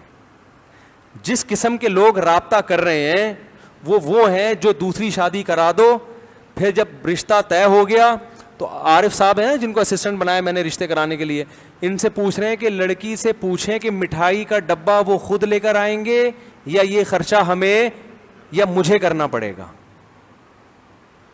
نہیں آ رہی بات. اس قسم کے لوگ رابطہ کر رہے ہیں کہ ہماری کسی بیوہ سے شادی کرا دو, ہم اپنے معیار سے نیچے آنے کے لیے تیار ہیں. تو بھائی آپ کا پہلے معیار اسفل سافلین میں ہے, آپ تو کنواں کھودو اس کے نیچے 6 فٹ اور گہرائی میں جا کے آپ کا معیار ہے. اس بیوہ کے معیار سے آپ بہت نیچے ہو جو کم بہت مٹھائی کے ڈبے پہ پیسے خرچ کرنے کے لیے تیار نہیں ہے. ایسے لوگوں کو پتہ ہے میں کیا کہتا ہوں؟ 20 ڈبے میری طرف سے. کہتے ہیں یار مفتی صاحب اتنے سخی. کہتا ہوں ڈبے ہوں گے اس میں مٹھائی آپ کو خود ڈلوانا پڑے گی. ایسے لوگوں کا یہی سلوک ہے. تو بھائی وہ عارف صاحب بیٹھے ہوئے, وہ خاتون سے کہنا کہ اس کو بولو 40 ڈبے وہ خاتون اپنی طرف سے دیں گی, ٹھیک ہے نا؟ اور جب شادی ہو جائے تو خاتون اپنے شوہر کے رشتہ داروں کے ہاں 40 خالی ڈبے بھیج دے. جب وہ ڈبے کھول کے دیکھے یہ کیا ہے تو بتائیں ہم نے ڈبے کا بولا تھا. کیونکہ آپ معاملات میں اتنے کلیئر ہیں. وہ پتہ کیا کہہ رہا ہے بندہ, اصل میں معاملات میں کلیئریفیکیشن بہت ضروری ہے. مٹھائی کون خرچ کرے گا یہ پہلے سے. مفتی صاحب کہتے ہیں معاملات میں انسان کو کیا ہونا چاہیے؟ صاف. یہی دلائل ہوتے ہیں ان کے پاس. معاملات میں آدمی 1 نمبر. مٹھائی پہ کس کا خرچہ ہوگا یہ پہلے طے ہو تاکہ بعد میں تلواریں نہ نکلیں. ہے بھائی, بعد میں تلواریں نہ نکلیں. بھائی تلوار نکلے مٹھائی یار تو تم یہ پہلے بتایا کیوں نہیں ہم سے؟ تو ایسا معاملات میں کلیریفیکیشن پہلے یہ ضروری ہے. تو اب کیا ہے, تو ایسے معاملات کے صاف آدمی کو چاہیے کہ اس کی دلہن کو چاہیے کہ وہ اعلان کر دے کہ مٹھائی کے 40 ڈبے میری طرف سے. پھر ڈبے بھجوا دے. جب وہ کہے اس میں مٹھائی نہیں ہے تو کہا ہم نے ڈبے کہا تھا.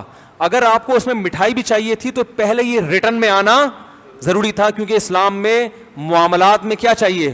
صفائی, کلیئرٹی ہونی چاہیے اس میں. ذرا بھی کوئی آپ نے ڈبے بولا تھا تو کیا مطلب ہے؟ ڈبے. تو اس قسم کی چیزیں مارکیٹ میں آ رہی ہیں. تو اس لیے رشتے نہیں مل رہے کہ آپ کو کوئی عورت لفٹ کرانے کے لیے تیار نہیں. تو خاندانی لوگ آئیں گے تو رشتے مارکیٹ میں بھائی ہول سیل کے حساب سے بہت ہیں. عورتیں بیچاری بہت مجبور ہیں, ان کو کوئی ڈھنگ کا بندہ نہیں مل رہا.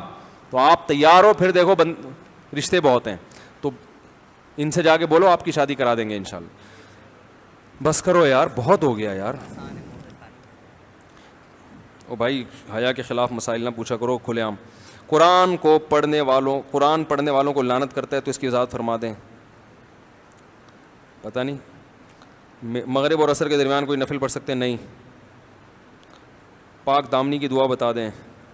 اللہم انی اسألک الہدی والغنی والعفاف والتقی, یہ دعا پڑھا کریں پاک دامنی کے لیے. میں موبائل میں قرآن ہو گیا, اس کو نیچے رکھ سکتے ہیں؟ قرآن جو ہے نا, اگر ہاں موبائل میں قرآن ہے تو نیچے رکھ سکتے ہیں, واش روم میں بھی لے جا سکتے ہیں, بشرطے کہ وہ قرآن ڈسپلے پہ نہ ہو, ریم میں پڑا ہوا ہو. تو ریم میں وہ آیتیں نہیں ہوتی, وہ 0101 کی فارم میں ہوتا ہے, وہ قرآن ہوتا ہی نہیں ہے. وہ قرآن بنتا ہی اس وقت ہے جب آپ اس کو ڈسپلے پہ اس کا صفحے کو کھولتے ہیں. تو ڈسپلے پہ اگر اس کا صفحہ کھلا ہوا ہے پھر نہ اس کو واش روم میں لے جا سکتے ہیں, نہ اس کی بے اکرامی کر سکتے ہیں. اگر وہ ڈسپلے پہ نہیں ہے تو پھر کوئی حرج نہیں. چلو بھائی کافی ہو گیا میرا خیال ہے. سبحانک اللہم و بحمدک نشہد ان لا الہ الا انت